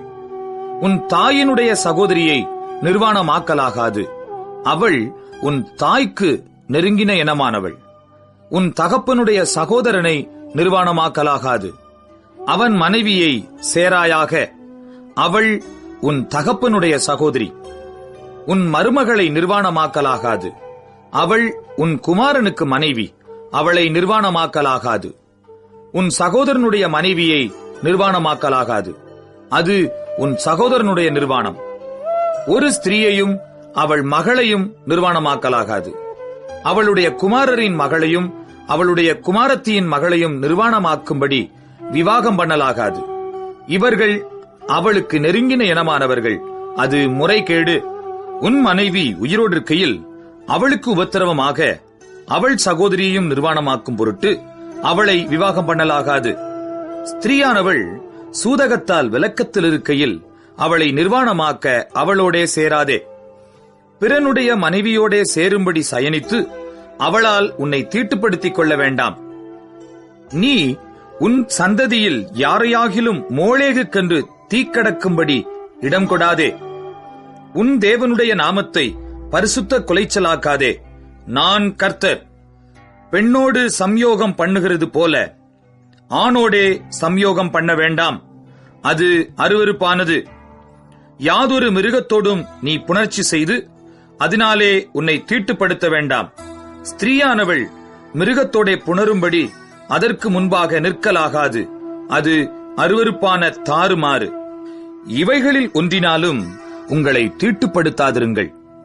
நான் உங்கள் முன்னின்று துரத்தி விடுகிற ஜாதிகள் இவைகள் எல்லாவற்றினாலும் தங்களை தீட்டுப்படுத்தி இருக்கிறார்கள். தேசமும் தீட்டுப்படுத்தப்பட்டிருக்கிறது. ஆகையால் அதன் அக்கிரமத்தை விசாரிப்பேன். தேசம் தன் குடிகளை கக்கிப் போடும். இந்த அருவருப்புகளை எல்லாம் உங்களுக்கு முன் இருந்த அந்த தேசத்தின் மனிதர் செய்ததினாலே தேசம் தீட்டாயிற்று. இப்பொழுதும் உங்களுக்கு முன் இருந்த ஜாதிகளை தேசம் கக்கிப் போட்டது போல நீங்கள் அதை தீட்டுப்படுத்தும் போது அது உங்களையும் கக்கிப் போடாதபடிக்கு நீங்கள் என் கட்டளைகளையும் என் நியாயங்களையும் கைக்கொண்டு தேசத்திலே பிறந்தவனானாலும் உங்கள் நடுவே தங்குகிற அந்நியனானாலும் இந்த அருவருப்புகளில் ஒன்றையும் செய்ய வேண்டாம். இப்படிப்பட்ட அருவருப்பானவைகளில் யாதொன்றை யாராவது செய்தால் செய்த அந்த ஆத்துமாக்கள் ஜனத்தில் இராதபடிக்கு அறுப்புண்டு போவார்கள். ஆகையால் உங்களுக்கு முன் செய்யப்பட்ட அருவருப்பான முறைமைகளில் யாதொன்றை நீங்கள் செய்து அவைகளால் உங்களை தீட்டுப்படுத்திக் கொள்ளாதபடிக்கு என் கட்டளையை கைக்கொள்ளுங்கள். நான் உங்கள் தேவனாகிய கர்த்தர் என்று சொல் என்றார். லேவியராகமம் 19ஆம் அதிகாரம். பின்னும் கர்த்தர் மோசேயை நோக்கி, நீ இஸ்ரவேல் புத்திரரின் சபை அனைத்தோடும் சொல்ல வேண்டியது என்னவென்றால், உங்கள் தேவனும் கர்த்தருமாகிய நான் பரிசுத்தர், ஆகையால் நீங்களும் பரிசுத்தராயிருங்கள். உங்களில் அவனவன் தன் தன் தாய்க்கும் தன் தன் தகப்பனுக்கும் பயந்திருக்கவும் என் ஓய்வு நாட்களை ஆசரிக்கவும் கடவீர்கள். நான் உங்கள் தேவனாகிய கர்த்தர். விக்கிரகங்களை நாடாமலும் வார்ப்பிக்கப்பட்ட தெய்வங்களை உங்களுக்கு உண்டாக்காமலும் இருப்பீர்களாக. நான் உங்கள் தேவனாகிய கர்த்தர். நீங்கள் சமாதான பலியை கர்த்தருக்கு செலுத்தினால் அதை மனோற்சாகமாய் செலுத்துங்கள். நீங்கள் அதை செலுத்துகிற நாளிலும் மறுநாளிலும் அதை புசிக்க வேண்டும். 3ஆம் நாள் மட்டும் மீதியானது அக்கினியிலே சுட்டெரிக்கப்பட கடவது. 3ஆம் நாளில் அதில் ஏதாகிலும் புசிக்கப்பட்டால் அருவருப்பாயிருக்கும், அது அங்கீகரிக்கப்பட மாட்டாது. அதை புசிக்கிறவன் கர்த்தருக்கு பரிசுத்தமானதை பரிசுத்த குலைச்சல் ஆக்கினபடியால் அவன் தன் அக்கிரமத்தை சுமந்து தன் ஜனத்தில் இராதபடிக்கு அறுப்புண்டு போவான். நீங்கள் தேசத்தின் பயிரை அறுக்கும்போது உன் வயலின் ஓரத்தில் இருக்கிறதை தீர அறுக்காமலும் சிந்திக் கிடக்கிற கதிர்களை பொறுக்காமலும் உன் திராட்சைத் தோட்டத்திலே பின்னறுப்பை அறுக்காமலும் அதிலே சிந்திக் கிடக்கிற பழங்களை பொறுக்காமலும் அவைகளை எளியவனுக்கும் பரதேசிக்கும் விட்டுவிடுவாயாக.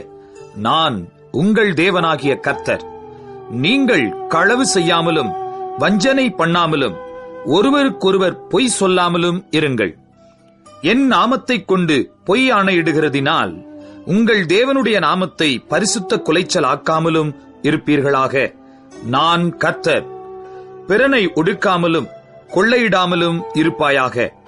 கூலிக்காரனுடைய கூலி விடியற்கால மட்டும் உன்னிடத்தில் இருக்கலாகாது.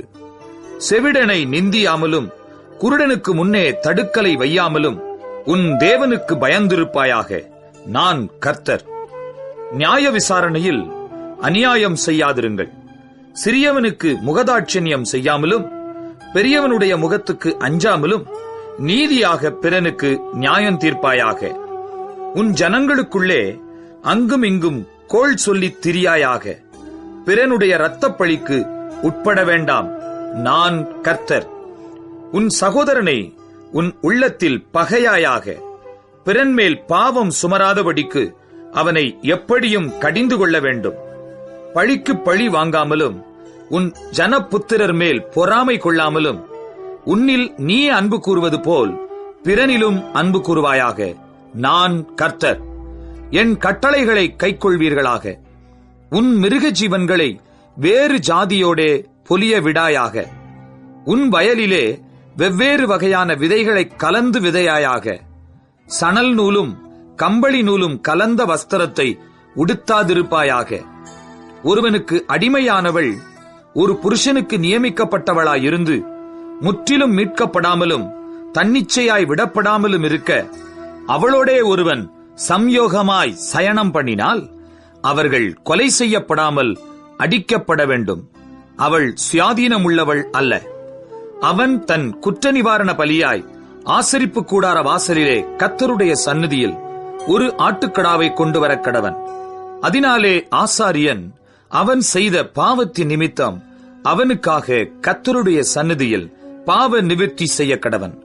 அப்பொழுது அவன் செய்த பாவம் அவனுக்கு மன்னிக்கப்படும்.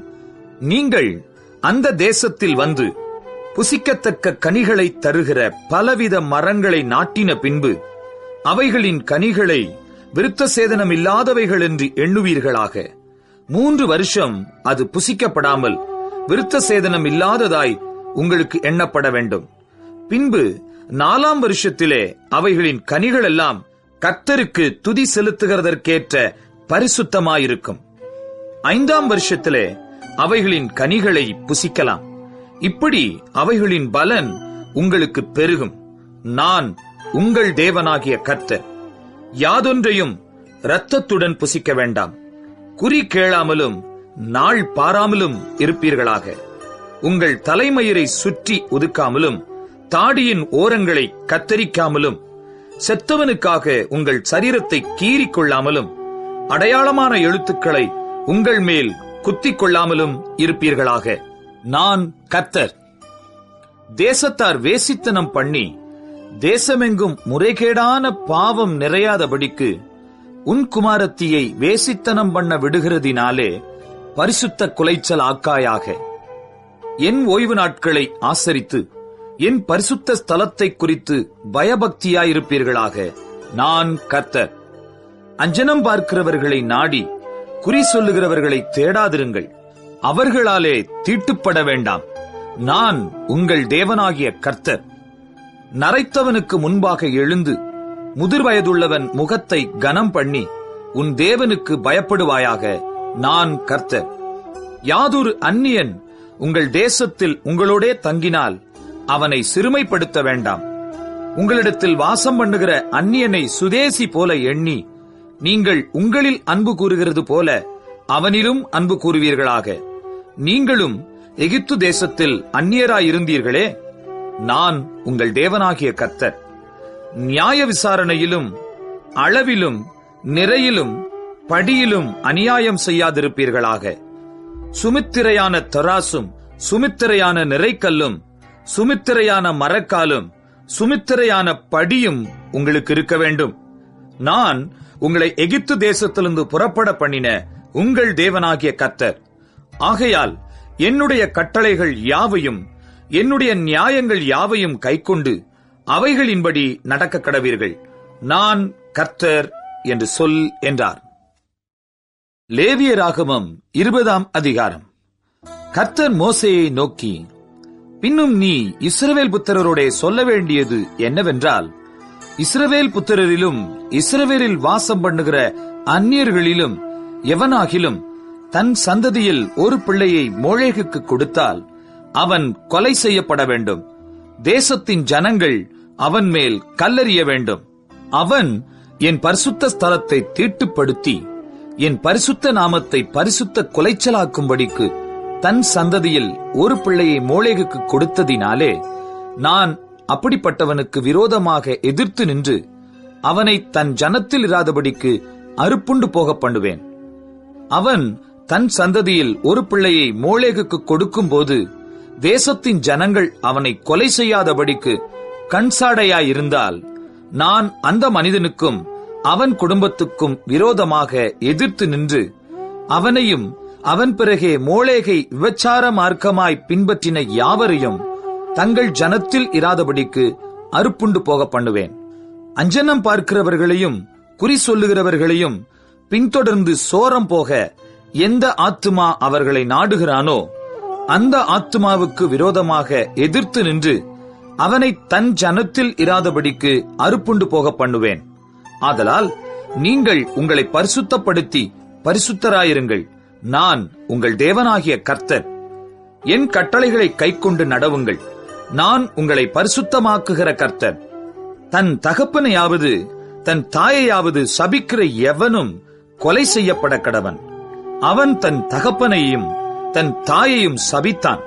அவன் இரத்தப்பழி அவன் மேல் இருப்பதாக. ஒருவன் பிறனுடைய மனைவியோட விபச்சாரம் செய்தால் பிறன் மனைவியோட விபச்சாரம் செய்த அந்த விபச்சாரனும் அந்த விபச்சாரியும் கொலை செய்யப்பட கடவர்கள். தன் தகப்பன் மனைவியோட சயனிக்கிறவன் தன் தகப்பனை நிர்வாணமாக்கினபடியால் இருவரும் கொலை செய்யப்பட கடவர்கள். அவர்கள் இரத்தப்பழி அவர்கள் மேல் இருப்பதாக. ஒருவன் தன் மருமகளோட சயனித்தால் இருவரும் கொலை செய்யப்பட கடவர்கள். அருவருப்பான தாறுமாறு பண்ணினார்கள். அவர்கள் இரத்தப்பழி அவர்கள் மேல் இருப்பதாக. ஒருவன் பெண்ணோடே சம்யோகம் பண்ணுகிறது போல ஆணோடே சம்யோகம் பண்ணினால் அருவருப்பான காரியம் செய்த அவ்விருவரும் கொலை செய்யப்பட கடவர்கள். அவர்கள் இரத்தப்பழி அவர்கள் மேல் இருப்பதாக. ஒருவன் ஒரு ஸ்திரீயையும் அவள் தாயையும் படைத்தால் அது முறைகேடு. இவ்வித முறைகேடு உங்களுக்குள் இராதபடிக்கு அவனையும் அவர்களையும் அக்கினியில் சுட்டெரிக்க வேண்டும். ஒருவன் மிருகத்தோடே புணர்ந்தால் அவன் கொலை செய்யப்பட கடவன். அந்த மிருகத்தையும் கொல்ல கடவீர்கள். ஒரு ஸ்திரீ யாதொரு மிருகத்தோடே சேர்ந்து சயனித்தால் அந்த ஸ்திரீயையும் அந்த மிருகத்தையும் கொல்ல கடவாய். இரு ஜீவனும் கொலை செய்யப்பட வேண்டும். அவைகளின் இரத்தப்பழி அவைகளின் மேல் இருப்பதாக. ஒருவன் தன் தகப்பனுக்காவது தன் தாய்க்காவது குமாரத்தியாயிருக்கிற தன் சகோதரியை சேர்த்து கொண்டு அவன் அவளுடைய நிர்வாணத்தையும் அவள் அவனுடைய நிர்வாணத்தையும் பார்த்தால் அது பாதகம். அவர்கள் தங்கள் ஜனங்களின் கண்களுக்கு முன்பாக அறுப்புண்டு போக கடவர்கள். அவன் தன் சகோதரியை நிர்வாணப்படுத்தினான், அவன் தன் அக்கிரமத்தை சுமப்பான். ஒருவன் சூதக ஸ்திரீயோடே சயனித்து அவளை நிர்வாணமாக்கினால் அவன் அவளுடைய உதிர ஊற்றை திறந்து அவளும் தன் உதிர ஊற்றை வெளிப்படுத்தினபடியால் இருவரும் தங்கள் ஜனத்தில் இராதபடிக்கு அறுப்புண்டு போக வேண்டும். உன் தாயினுடைய சகோதரியையும் உன் தகப்பனுடைய சகோதரியையும் நிர்வாணமாக்காயாக. அப்படிப்பட்டவன் தன் நெருங்கிய இனத்தை அவமானமாக்கினான். அவர்கள் தங்கள் அக்கிரமத்தை சுமப்பார்கள். ஒருவன் தன் தகப்பனின் சகோதரனுடைய மனைவியோட சயனித்தால் அவன் தன் தகப்பனின் சகோதரனை நிர்வாணமாக்கினான். அவர்கள் தங்கள் பாவத்தை சுமப்பார்கள், சந்தானமில்லாமல் சாவார்கள். ஒருவன் தன் சகோதரன் மனைவியை விவாகம் பண்ணினால் அது அசுத்தம். தன் சகோதரனை நிர்வாணமாக்கினான், அவர்கள் சந்தானமற்றிருப்பார்கள். ஆகையால் நீங்கள் குடியிருப்பதற்காக நான் உங்களை கொண்டு போகிற தேசம் உங்களை கக்கிப் போடாதபடிக்கு நீங்கள் என் கட்டளைகள் யாவையும் என்னுடைய நியாயங்கள் யாவையும் கைக்கொண்டு நடவுங்கள். நான் உங்களுக்கு முன்பாக துரத்தி விடுகிற ஜனத்தினுடைய வழிபாடுகளில் நடவாதிருங்கள். அவர்கள் இப்படிப்பட்ட காரியங்களையெல்லாம் செய்தபடியால் நான் அவர்களை அரோசித்தேன். நீங்கள் அவர்கள் தேசத்தை சுதந்தரிப்பீர்கள் என்று உங்களோடே சொன்னேன். பாலும் தேனும் ஓடுகிற அந்த தேசத்தை உங்களுக்கு சுதந்திரமாக கொடுப்பேன். உங்களை மற்ற ஜனங்களை விட்டு பிரித்தெடுத்த உங்கள் தேவனாகிய கர்த்தர் நானே. ஆகையால் சுத்தமான மிருகங்களுக்கும் அசுத்தமான மிருகங்களுக்கும், சுத்தமான பறவைகளுக்கும் அசுத்தமான பறவைகளுக்கும் நீங்கள் வித்தியாசம் பண்ணி, நான் உங்களுக்கு தீட்டாக எண்ணச் சொல்லி விலக்கின மிருகங்களாலும் பறவைகளாலும் தரையிலே ஊறுகிற யாதொரு பிராணிகளாலும் உங்களை அருவருப்பாக்காதிருப்பீர்களாக. கர்த்தராகிய நான் பரிசுத்தராயிருக்கிறபடியினாலே நீங்களும் எனக்கேற்ற பரிசுத்தவான்களாயிருப்பீர்களாக. நீங்கள் என்னுடையவர்களாயிருக்கும்படிக்கு உங்களை மற்ற ஜனங்களை விட்டு பிரித்தெடுத்தேன். அஞ்சனம் பார்க்கிறவர்களும் குறி சொல்லுகிறவர்களுமாயிருக்கிற புருஷனாகிலும் ஸ்திரீயாகிலும் கொலை செய்யப்பட வேண்டும். அவர்கள் மேல் கல்லறிவார்களாக. அவர்கள் இரத்தப்பழி அவர்கள் மேல் இருக்க கடவது என்று சொல் என்றார். லேவியராகமம் 21ஆம் அதிகாரம். பின்பு கர்த்தர் மோசேயை நோக்கி, ஆரோனின் குமாரராகிய ஆசாரியர்களில் ஒருவனும் தன் ஜனத்தாரில் இறந்து போன யாதொருவருக்காக தங்களை தீட்டுப்படுத்தலாகாதென்று அவர்களுடைய சொல். தன் தாயும் தன் தகப்பனும் தன் குமாரனும் தன் குமாரத்தியும் தன் சகோதரனும் புருஷனுக்கு வாழ்க்கைப்படாமல் தன்னிடத்தில் இருக்கிற கன்னியாஸ்திரியான தன் சகோதரியுமாகிய தனக்கு நெருங்கின இனமான இவர்களுடைய சாவுக்காக தீட்டுப்படலாம். தன் ஜனத்தாரில் பெரியவனாகிய அவன் வேறொருவருக்காகவும் தன்னை பரிசுத்த குலைச்சலாக்கி தீட்டுப்படுத்தலாகாது. அவர்கள் தங்கள் தலையை மொட்டையடிக்காமலும் தங்கள் தாடியின் ஓரங்களை சிரைத்து போடாமலும் தங்கள் தேகத்தை கீறிக்கொள்ளாமலும் இருப்பார்களாக. தங்கள் தேவனுடைய நாமத்தை பரிசுத்த குலைச்சல் ஆக்காமல் அவருக்கேற்ற பரிசுத்தராயிருப்பீர்களாக. அவர்கள் கர்த்தரின் தகன பலிகளையும் தங்கள் தேவனுடைய அப்பத்தையும் செலுத்துகிறவர்களாதலால் பரிசுத்தராயிருக்க வேண்டும். அவர்கள் தங்கள் தேவனுக்கு பரிசுத்தமானவர்கள். ஆகையால் வேசியையாகிலும் கற்பு குலைந்தவளையாகிலும் விவாகம் பண்ணார்களாக. தன் புருஷனாலே தள்ளப்பட்ட ஸ்திரீயையும் விவாகம் பண்ணார்களாக. அவன் தேவனுடைய அப்பத்தை செலுத்துகிறபடியால் நீ அவனை பரிசுத்தப்படுத்த வேண்டும். உங்களை பரிசுத்தமாக்குகிற கர்த்தராகிய நான் பரிசுத்தராயிருக்கிறபடியால் அவனும் உனக்கு முன்பாக பரிசுத்தனாயிருப்பானாக. ஆசாரியனுடைய குமாரத்தி வேசித்தனம் பண்ணி தன்னை பரிசுத்த குலைச்சலாக்கினால் அவள் தன் தகப்பனையும் பரிசுத்த குலைச்சலாக்குகிறாள். அவள் அக்கினியிலே சுட்டரிக்கப்பட கடவள். தன் சகோதரருக்குள்ளே பிரதான ஆசாரியனாக தன் சிரசில் அபிஷேக தைலம் வார்க்கப்பட்டவனும் அவனுக்குரிய வஸ்திரங்களை தரிக்கும்படி பிரதிஷ்டை பண்ணப்பட்டவனுமாயிருக்கிறவன் எவனோ அவன் தன் பாகையை எடுக்காமலும் தன் வஸ்திரங்களை கிழித்துக் கொள்ளாமலும் பிரேதம் கிடக்கும் இடத்தில் போகாமலும் தன் தகப்பனுக்காகவும் தன் தாய்க்காகவும் தன்னை தீட்டுப்படுத்திக் கொள்ளாமலும் பரிசுத்த ஸ்தலத்திலிருந்து புறப்படாமலும் தன் தேவனுடைய பரிசுத்த ஸ்தலத்தை பரிசுத்த குலைச்சல் ஆக்காமலும் இருப்பானாக. அவனுடைய தேவனின் அபிஷேக தைலம் எனும் கிரீடம் அவன் மேல் இருக்கிறதே. நான் கர்த்தர். கன்னிகையாயிருக்கிற பெண்ணை அவன் விவாகம் பண்ண வேண்டும். விதவையானாலும், தள்ளப்பட்டவளையானாலும், கற்பு குலைந்தவளையானாலும், வேசியையானாலும் விவாகம் பண்ணாமல் தன் ஜனங்களுக்குள்ளே ஒரு கன்னிகையை விவாகம் பண்ண கிடவன். அவன் தன் வித்தை தன் ஜனங்களுக்குள்ளே பரிசுத்த குலைச்சல் ஆக்காமல் இருப்பானாக. நான் அவனை பரிசுத்தமாக்குகிற கர்த்தர் என்று சொல் என்றார். பின்னும் கர்த்தர் மோசேயை நோக்கி, நீ ஆரோனோடே சொல்ல வேண்டியது என்னவென்றால், உன் சந்ததியாருக்குள்ளே அங்கவீனம் உள்ளவன் தலைமுறை தோறும் தேவனுடைய அப்பத்தை செலுத்தும்படி சேரலாகாது. அங்கவீனம் உள்ள ஒருவனும் அணுகலாகாது. குருடனானாலும், சப்பானி குறுகின அல்லது நீண்ட அவயவம் உள்ளவன் ஆனாலும், காலொடிந்தவனானாலும், கையொடிந்தவனானாலும், கூணனானாலும், குள்ளனானாலும், பூவிழிந்த கண்ணனானாலும், சூரியனானாலும், அசருள்ளவனானாலும், விதை நசுங்கினவனானாலும் அணுகலாகாது. ஆசாரியனாகிய ஆரோனின் சந்ததியாரில் அங்கவீனம் உள்ள ஒருவனும் கர்த்தரின் தகன பலிகளை செலுத்த சேரலாகாது. அவன் அங்கவீனம் உள்ளவனாகையால் அவன் தேவனுடைய அப்பத்தை செலுத்த சேரலாகாது. அவன் தன் தேவனுடைய அப்பமாகிய மகா பரிசுத்தமானவைகளிலும் மற்ற பரிசுத்தமானவைகளிலும் புசிக்கலாம். ஆனாலும் அவன் அங்கவீனம் உள்ளவனாகையால் அவன் என் பரிசுத்த ஸ்தலங்களை பரிசுத்த குலைச்சலாக்காதபடிக்கு திரைக்குள்ளே போகாமலும் பலிபீடத்தண்டையில் சேராமலும் இருப்பானாக. நான் அவர்களை பரிசுத்தமாக்குகிற கர்த்தர் என்று சொல் என்றார். மோசே இவைகளை ஆரோனோடும் அவன் குமாரரோடும் இஸ்ரவேல் புத்திரர் அனைவரோடும் சொன்னான். லேவியராகமம் 22 அதிகாரம். பின்னும் கர்த்தர் மோசேயை நோக்கி, இஸ்ரவேல் புத்திரர் எனக்கென்று நியமித்து செலுத்துகிற பரிசுத்த வஸ்துக்களை குறித்து ஆரோனும் அவன் குமாரரும் என் பரிசுத்த நாமத்தை பரிசுத்த குலைச்சல் ஆக்காதபடிக்கு எச்சரிக்கையாயிருக்க வேண்டும் என்று அவர்களோட சொல். நான் கர்த்தர். அன்றியும் நீ அவர்களை நோக்கி, உங்கள் தலைமுறைகளிலுள்ள சந்ததியாரில் எவனாகிலும் தான் தீட்டுப்பட்டிருக்கும் போது இஸ்ரவேல் புத்திரர் கர்த்தருக்கு நியமித்து செலுத்துகிற பரிசுத்தமானவைகள் அண்டையில் சேர்ந்தால் அந்த ஆத்துமா என் சந்நிதியில் இராதபடிக்கு அறுப்புண்டு போவான் என்று சொல். நான் கர்த்தர். ஆரோனின் சந்ததியாரில் எவன் குஷ்டரோகியோ, எவன் பிரமியமுள்ளவனோ அவன் சுத்தமாக மட்டும் பரிசுத்தமானவைகளில் புசிக்கலாகாது.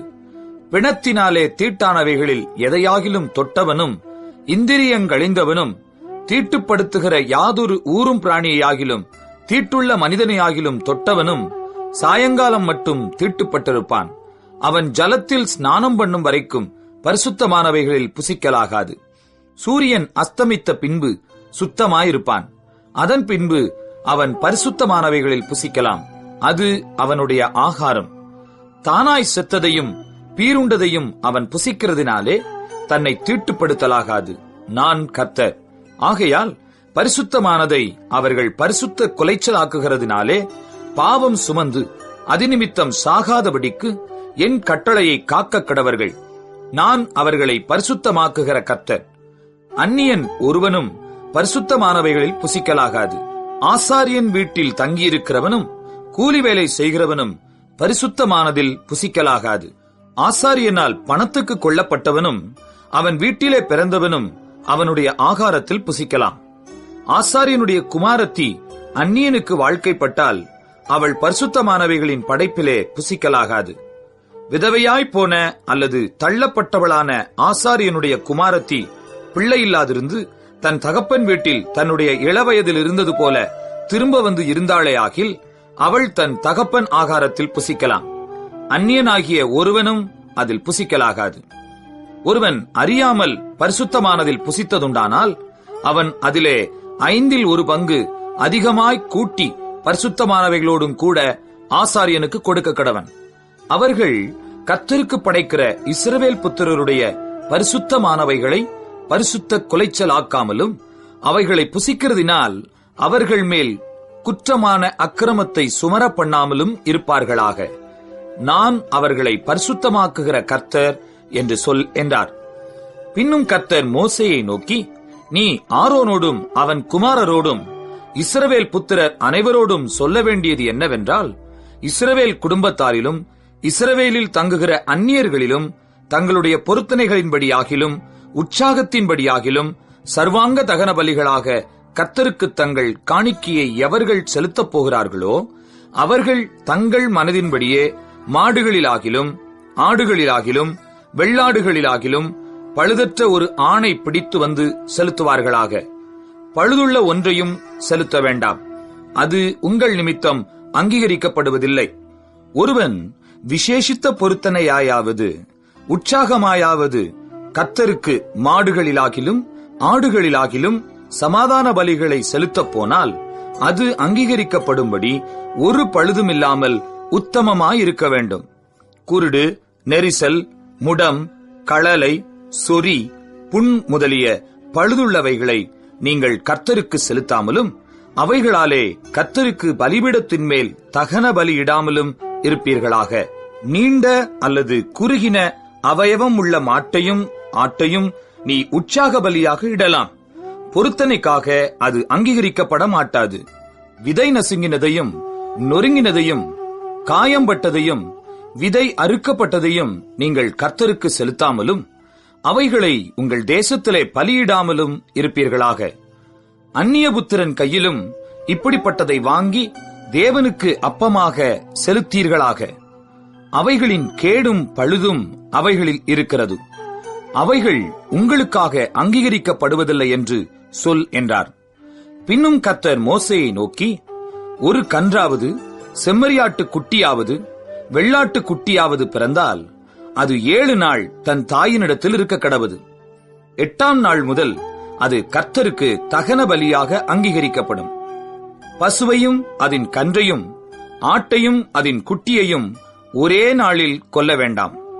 கர்த்தருக்கு ஸ்தோத்திர பலியை செலுத்துவீர்களானால் மனப்பூர்வமாய் அதை செலுத்துவீர்களாக. அந்நாளிலேதான் அது புசிக்கப்பட வேண்டும்.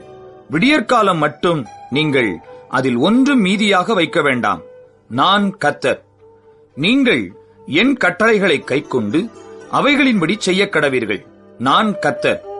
என் பரிசுத்த நாமத்தை பரிசுத்த கொலைச்சலாக்காதிருப்பீர்களாக. நான் இஸ்ரவேல் புத்திரர் நடுவே பரிசுத்தர் என்று மதிக்கப்படுவேன். நான் உங்களை பரிசுத்தமாக்குகிற கர்த்தர். நான் உங்களுக்கு தேவனாயிருப்பதற்காக உங்களை எகிப்து தேசத்திலிருந்து புறப்பட பண்ணினேன். நான் கர்த்தர் என்று சொல் என்றார். லேவியராகமம் 23ஆம் அதிகாரம்.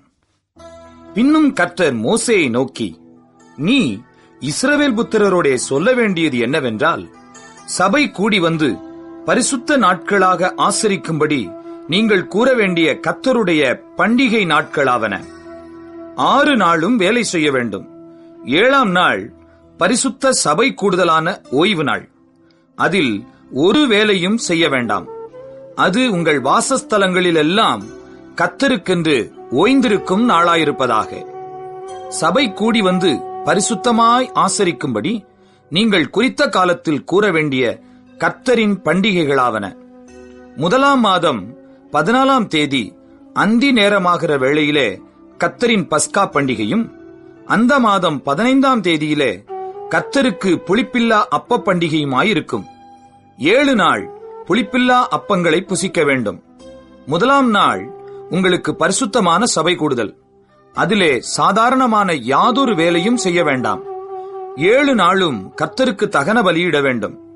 7ஆம் நாள் பரிசுத்தமான சபை கூடுதல். அதில் சாதாரணமான யாதொரு வேலையும் செய்யலாகாது என்று சொல் என்றார். பின்னும் கர்த்தர் மோசேயை நோக்கி, நீ இஸ்ரவேல் புத்திரரோடே சொல்ல வேண்டியது என்னவென்றால், நான் உங்களுக்கு கொடுக்கும் தேசத்தில் நீங்கள் போய் சேர்ந்து அதன் வெள்ளாண்மையை அறுக்கும்போது உங்கள் அறுப்பின் முதற்பலனாகிய ஒரு கதிர்க்கட்டை ஆசாரியனிடத்தில் கொண்டு வர கடவீர்கள். உங்களுக்காக அது அங்கீகரிக்கப்படும்படி ஆசாரியன் அந்த கதிர்க்கட்டை ஓய்வு நாளுக்கு மறுநாளில் கர்த்தருடைய சந்நிதியில் அசைவாட்ட வேண்டும்.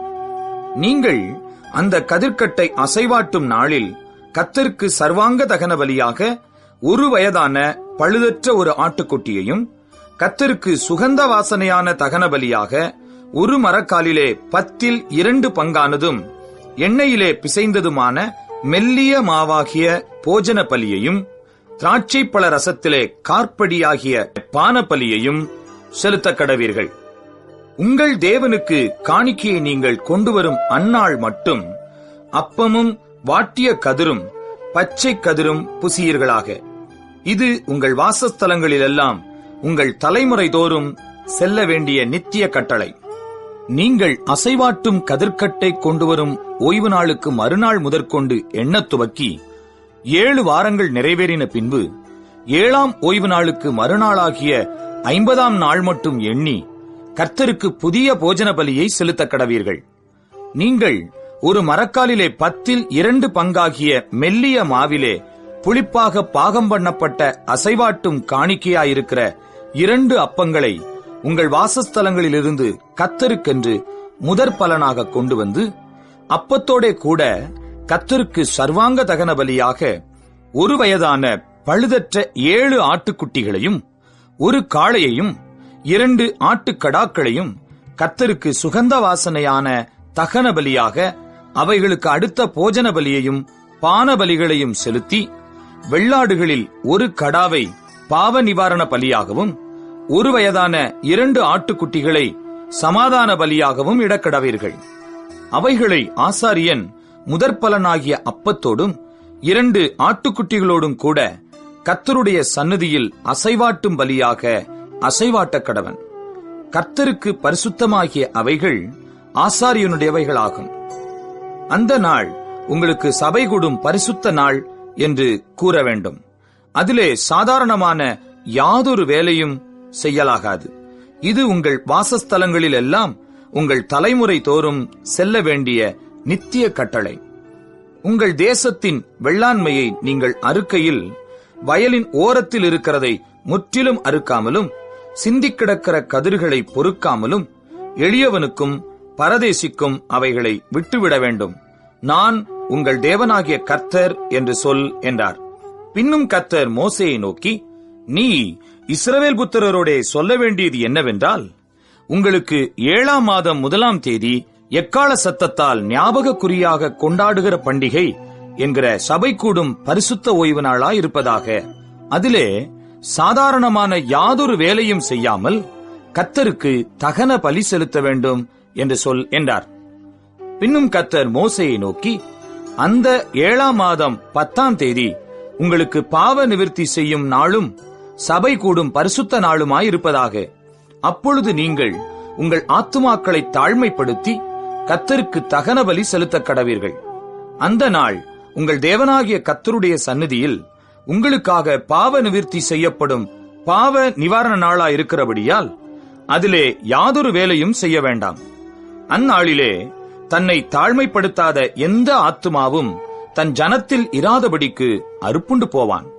அந்நாளிலே ஒரு ஆத்துமா யாதொரு வேலையை செய்தால் அந்த ஆத்துமாவை அவன் ஜனத்தின் நடுவிலே வைக்காமல் அழிப்பேன். அதில் நீங்கள் எந்த வேலையும் செய்யாதிருப்பது உங்கள் வாசஸ்தலங்களிலெல்லாம் உங்கள் தலைமுறை தோறும் செல்ல வேண்டிய நித்திய கட்டளை. அது உங்களுக்கு விசேஷித்த ஓய்வு நாள். அதில் உங்கள் ஆத்துமாக்களை தாழ்மைப்படுத்த வேண்டும்.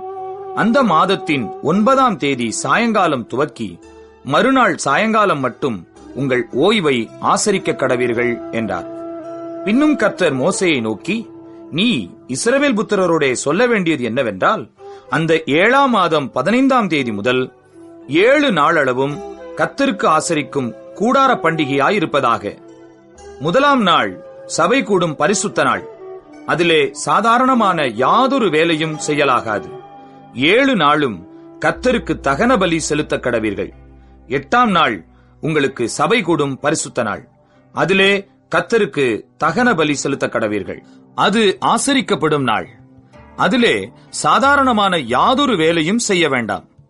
நீங்கள் கர்த்தருடைய ஓய்வு நாட்களில் செலுத்துவதும் தவிர, நீங்கள் கர்த்தருக்கு படைக்கிற உங்கள் எல்லா காணிக்கைகளும் பொருத்தனைகளும் உற்சாக பலிகளும் தவிர, நீங்கள் அந்தந்த நாளுக்கு தக்கதாய் கர்த்தருக்கு சர்வாங்க தகன பலி, போஜன பலி, இரத்த பலி, பானபலி முதலானவைகளை செலுத்தும்படி சபை கூடி வந்து பரிசுத்தமாய் ஆசரிப்பதற்காக நீங்கள் கூற வேண்டிய கர்த்தருடைய பண்டிகைகள் இவைகளே. நிலத்தின் பலனை நீங்கள் சேர்த்து வைக்கும் 7ஆம் மாதம் 15ஆம் தேதி முதல் கர்த்தருக்கு பண்டிகையை 7 நாள் ஆசரிக்க கடவீர்கள். 1ஆம் நாளிலும் ஓய்வு, 8ஆம் நாளிலும் ஓய்வு. முதல் நாளிலே அலங்காரமான விருட்சங்களின் கனிகளையும் பேரீச்சின் ஓலைகளையும் தழைத்திருக்கிற விருட்சங்களின் கிளைகளையும் ஆற்றலரிகளையும் கொண்டு வந்து உங்கள் தேவனாகிய கர்த்தருடைய சந்நிதியில் 7 நாளும் மகிழ்ச்சியாயிருங்கள். வருஷந்தோறும் 7 நாள் கர்த்தருக்கு இந்த பண்டிகையை ஆசரிக்க கடவீர்கள். இது உங்கள் தலைமுறைதோறும் செல்ல வேண்டிய நித்திய கட்டளை. 7ஆம் மாதத்தில் அதை ஆசரிக்க வேண்டும். நான் இஸ்ரவேல் புத்திரரை எகிப்து தேசத்திலிருந்து புறப்பட பண்ணின போது அவர்களை கூடாரங்களில் குடியிருக்க பண்ணினதை உங்கள் சந்ததியார் அறியும்படிக்கு 7 நாள் கூடாரங்களில் குடியிருக்க கடவீர்கள். இஸ்ரவேலில் பிறந்தவர்கள் எல்லாரும் கூடாரங்களில் வாசம் பண்ண வேண்டும். நான் உங்கள் தேவனாகிய கர்த்தர் என்று சொல் என்றார். அப்படியே மோசே கர்த்தருடைய பண்டிகைகளை இஸ்ரவேல் புத்திரருக்கு தெரிவித்தான். லேவியராகமம் 24ஆம் அதிகாரம். பின்னும் கர்த்தர் மோசேயை நோக்கி, குத்துவிளக்கு எப்பொழுதும் எரிந்து கொண்டிருக்கும்படி அதற்காக இடித்து பிழிந்த தெளிவான ஒலிவ எண்ணெயை இஸ்ரவேல் புத்திரர் உன்னிடத்தில் கொண்டு வரும்படி அவர்களுக்கு கட்டளையிடு. ஆசரிப்பு கூடாரத்தில் சாட்சி சந்நிதியின் திரைக்கு வெளிப்புறமாக ஆரோன் அதை எப்பொழுதும் சாயங்காலம் தொடங்கி விடியற்காலம் மட்டும் கர்த்தருடைய சந்நிதியில் எரியும்படி ஏற்ற கடவன். இது உங்கள் தலைமுறைதோறும் செல்ல வேண்டிய நித்திய கட்டளை. அவன் எப்பொழுதும் கர்த்தருடைய சந்நிதியில் பரிசுத்தமான குத்துவிளக்கின் மேல் இருக்கிற விளக்குகளை எரிய வைக்க கடவன். அன்றியும் நீ மெல்லிய மாவை எடுத்து அதை 12 அப்பங்களாக சுடுவாயாக. ஒவ்வொரு அப்பம் மரக்காலிலே 10 பங்கு மாவினால் செய்யப்பட வேண்டும். அவைகளை நீ கர்த்தருடைய சந்நிதியில் பரிசுத்தமான மேஜையின் மேல் 2 அடுக்காக ஒவ்வொரு அடுக்கில் அவ்வாறு அப்பம் இருக்கும்படியாக வைத்து ஒவ்வொரு அடுக்கினிடத்தில் சுத்தமான தூபவர்க்கம் போடக்கடவாய். அது அப்பத்தோடு இருந்து ஞாபக குறியாக கர்த்தருக்கேற்ற தகன பலியாயிருக்கும். அப்பத்தை நித்திய உடன்படிக்கையாக இஸ்ரவேல் புத்திரர் கையிலே வாங்கி ஓய்வு நாள் தோறும் கர்த்தருடைய சந்நிதியில் அடுக்கி வைக்க கடவன். அது ஆரோனையும் அவன் குமாரரையும் சேரும். அதை பரிசுத்த இடத்திலே புசிக்க கடவர்கள். நித்திய கட்டளையாக கர்த்தருக்கு இடப்படும் தகன பலிகளில் அது அவனுக்கு மகா பரிசுத்தமாயிருக்கும் என்றார். அக்காலத்திலே இஸ்ரவேல் ஜாதியான ஸ்திரீக்கும் எகிப்திய புருஷனுக்கும் பிறந்த புத்திரனாகிய ஒருவன் இஸ்ரவேல் புத்திரரோடே கூட புறப்பட்டு வந்திருந்தான். இவனும் இஸ்ரவேலனாகிய ஒரு மனிதனும் பாளையத்திலே சண்டை பண்ணினார்கள். அப்பொழுது இஸ்ரவேல் ஜாதியான அந்த ஸ்திரீயின் மகன் கர்த்தரின் நாமத்தை நிந்தித்து தூஷித்தான். அவனை மோசேயினிடத்தில் கொண்டு வந்தார்கள். அவன் தாயின் பேர் செலோமித். அவள் தான் கோத்திரத்தானாகிய திப்ரியின் குமாரத்தி. கர்த்தரின் வாக்கினாலே தங்களுக்கு உத்தரவு வருமட்டும் அவனை காவல்படுத்தினார்கள். அப்பொழுது கர்த்தர் மோசேயை நோக்கி, தூஷித்தவனை பாளையத்துக்கு புறம்பே கொண்டு போ. கேட்டவர்கள் எல்லாரும் தங்கள் கைகளை அவன் தலையின் மேல் வைப்பார்களாக. பின்பு சபையார் எல்லாரும் அவனை கல்லெறிய கடவர்கள். மேலும் நீ இஸ்ரவேல் புத்திரரை நோக்கி, எவனாகிலும் தன் தேவனை தூஷித்தால் அவன் தன் பாவத்தை சுமப்பான். கர்த்தருடைய நாமத்தை நிந்திக்கிறவன் கொலை செய்யப்பட வேண்டும். சபையார் எல்லாரும் அவனை கல்லெறிய வேண்டும். பரதேசியானாலும் சுதேசியானாலும் கர்த்தரின் நாமத்தை தூஷிக்கிறவன் கொலை செய்யப்பட வேண்டும். ஒரு மனிதனை கொல்லுகிறவன் எவனோ அவன் கொலை செய்யப்பட வேண்டும். மிருகத்தை கொன்றவன் மிருகத்துக்கு மிருகம் கொடுக்க கடவன். ஒருவன் பிறனை ஊனப்படுத்தினால் அவன் செய்தபடியே அவனுக்கும் செய்யப்பட கடவது. நொறுக்குதலுக்கு நொறுக்குதல், கண்ணுக்கு கண், பல்லுக்கு பல். அவன் ஒரு மனிதனை ஊனப்படுத்தினது போல அவனும் ஊனப்படுத்தப்பட வேண்டும். மிருகத்தை கொன்றவன் பதில் கொடுக்க வேண்டும். மனிதனை கொன்றவனோ கொலை செய்யப்பட கடவன். உங்களில் பரதேசிக்கும் சுதேசிக்கும் ஒரே நியாயம் இருக்க வேண்டும். நான் உங்கள் தேவனாகிய கர்த்தர் என்று சொல் என்றார். அப்படியே தூஷித்தவனை பாளையத்துக்கு புறம்பே கொண்டு போய் அவனை கல்லெறியும்படி மோசே இஸ்ரவேல் புத்திரரோடே சொன்னான். கர்த்தர் மோசேக்கு கட்டளையிட்டபடியே செய்தார்கள். லேவியராகமம் 25ஆம் அதிகாரம். கர்த்தர் சீனாய் மலையில் மோசேயை நோக்கி, நீ இஸ்ரவேல் புத்திரரோடே சொல்ல வேண்டியது என்னவென்றால், நான் உங்களுக்கு கொடுக்கும் தேசத்திலே நீங்கள் போய் சேர்ந்திருக்கும் போது தேசம் கர்த்தருக்கென்று ஓய்வு கொண்டாட வேண்டும்.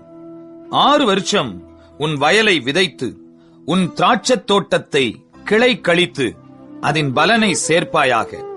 7ஆம் வருஷத்திலோ கர்த்தருக்கென்று ஓய்ந்திருக்கும் ஓய்வு தேசத்திற்கு இருக்க வேண்டும்.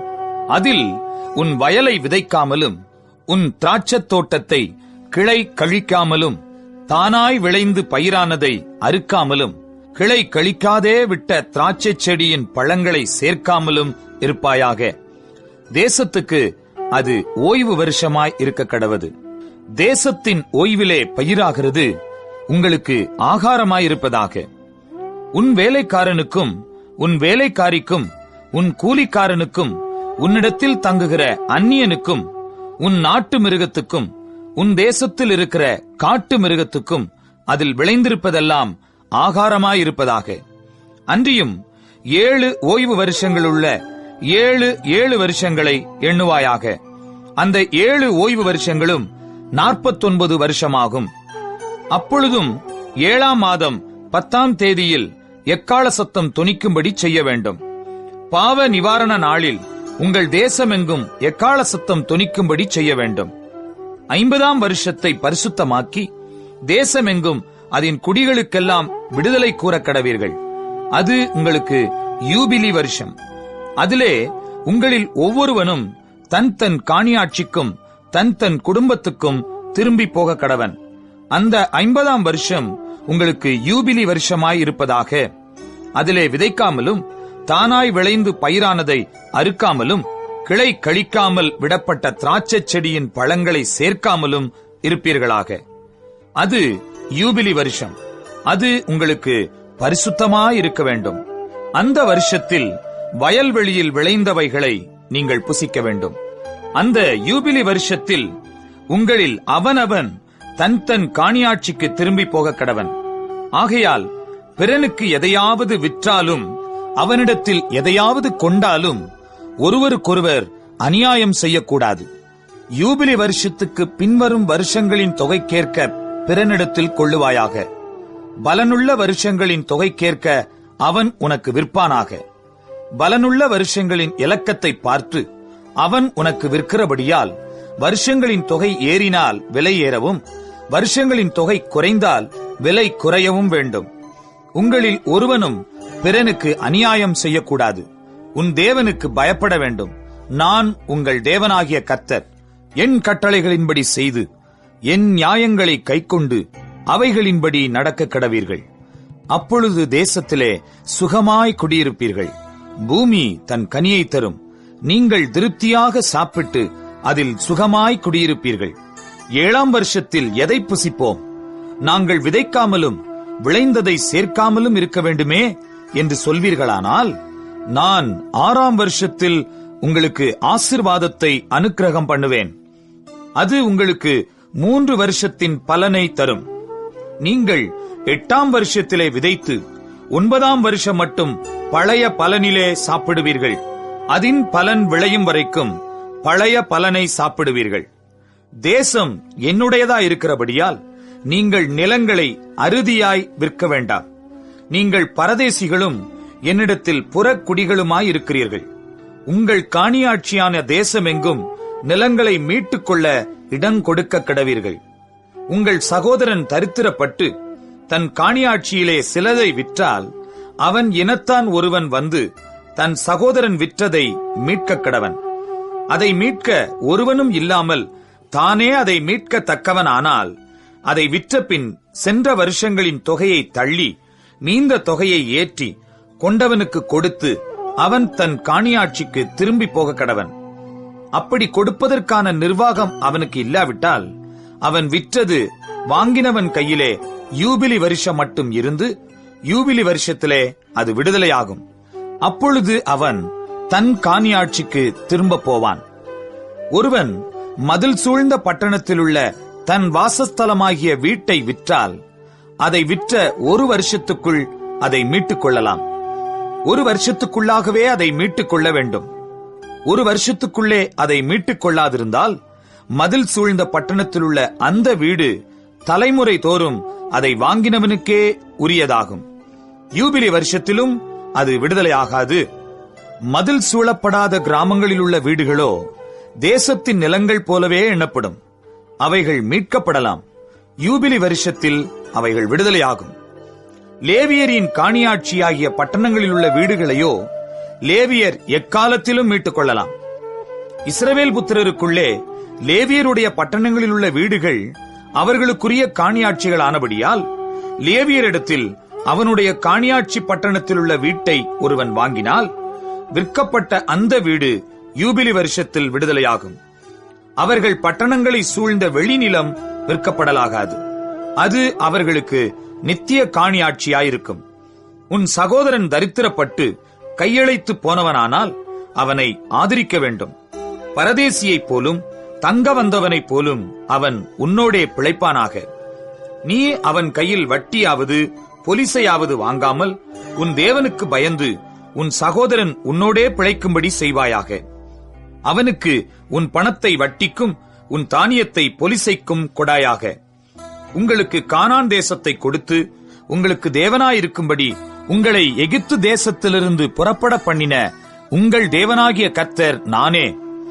உன் சகோதரன் தரித்திரனாகி உனக்கு விலைப்பட்டு போனால் அவனை அடிமையைப் போல ஊழியஞ்செய்ய நெருக்க வேண்டாம். அவன் கூலிக்காரனைப் போலவும் தங்க வந்தவனைப் போலவும் உன்னோடே இருந்து யூபிலி வருஷம் மட்டும் உன்னிடத்தில் சேவிக்க கடவன். பின்பு தன் பிள்ளைகளோடும் கூட உன்னை விட்டு நீங்களாகி தன் குடும்பத்தாரிடத்துக்கும் தன் பிதாக்களின் காணியாட்சிக்கும் திரும்பி போக கடவன். அவர்கள் நான் எகிப்து தேசத்திலிருந்து புறப்பட பண்ணின என்னுடைய ஊழியக்காரர் ஆகையால் அவர்கள் அடிமைகளாக விற்கப்படலாகாது. நீ அவனை கொடூரமாய் ஆளாமல் உன் தேவனுக்கு பயந்திரு. உனக்கு இருக்கும் ஆண் அடிமையும் பெண் அடிமையும் சுற்றிலும் இருக்கிற புறஜாதிகளாயிருக்க வேண்டும். அவர்களில் நீ ஆண் அடிமையையும் பெண் அடிமையையும் விலைக்கு வாங்கலாம். உங்களிடத்திலே பரதேசிகளாய் தங்குகிற அந்நிய புத்திரரிலும் உங்கள் தேசத்தில் உங்களிடத்திலே பிறந்திருக்கிற அவர்களுடைய குடும்பத்தாரிலும் நீங்கள் உங்களுக்கு அடிமைகளை கொண்டு அவர்களை உங்களுக்கு சுதந்திரமாக்கலாம். அவர்களை உங்களுக்கு பின்வரும் உங்கள் சந்ததியாரும் சுதந்திரிக்கும்படி நீங்கள் அவர்களை சுதந்திரமாக்கிக் கொள்ளலாம். என்றைக்கும் அவர்கள் உங்களுக்கு அடிமைகளாயிருக்கலாம். உங்கள் சகோதரராகிய இஸ்ரவேல் புத்திரரோ ஒருவரை ஒருவர் கொடூரமாக ஆளக்கூடாது. உன்னிடத்தில் இருக்கிற பரதேசியும் அந்நியனும் செல்வனாயிருக்க அவனிடத்தில் இருக்கிற உன் சகோதரன் தரித்திரப்பட்டு அந்த பரதேசிக்காவது அந்நியனுக்காவது பரதேசியின் குடும்பத்தாரில் எவனுக்காவது அவன் விலைப்பட்டு போனால் அவன் விலைப்பட்டு போன பின் திரும்ப மீட்கப்படலாம். அவன் சகோதரரில் ஒருவன் அவனை மீட்கலாம். அவனுடைய பிதாவின் சகோதரனாவது அந்த சகோதரனுடைய புத்திரனாவது அவன் குடும்பத்திலுள்ள அவனைச் சேர்ந்த இனத்தாரில் எவனாவது அவனை மீட்கலாம். தன்னால் கூடுமானால் தன்னை தானே மீட்டுக் கொள்ளலாம். அவன் தான் விலைப்பட்ட வருஷம் தொடங்கி யூபிலி வருஷம் வரைக்கும் உண்டான காலத்தை தன்னை விலைக்கு கொண்டவனுடன் கணக்கு பார்க்க கடவன். அவனுடைய விலைக்கரையம் கூலிக்காரனுடைய காலக்கணக்கு போல வருஷத் தொகைக்கு ஒத்து பார்க்க வேண்டும். இன்னும் அநேக வருஷங்கள் இருந்தால் அவன் தன் விலைக்கிரயத்திலே அவைகளுக்கு தக்கதை தன்னை மீட்கும் பொருளாக திரும்ப கொடுக்க கடவன். யூபிலி வருஷம் மட்டும் மீதியாயிருக்கிற வருஷங்கள் கொஞ்சமே ஆனால் அவனோட கணக்கு பார்த்து தன் வருஷங்களுக்கு தக்கதை தன்னை மீட்கும் பொருளாக திரும்ப கொடுக்க வேண்டும். இவன் வருஷத்திற்கு வருஷம் கூலி பொருந்திக் கொண்ட கூலிக்காரனைப் போல அவனிடத்தில் இருக்க வேண்டும்.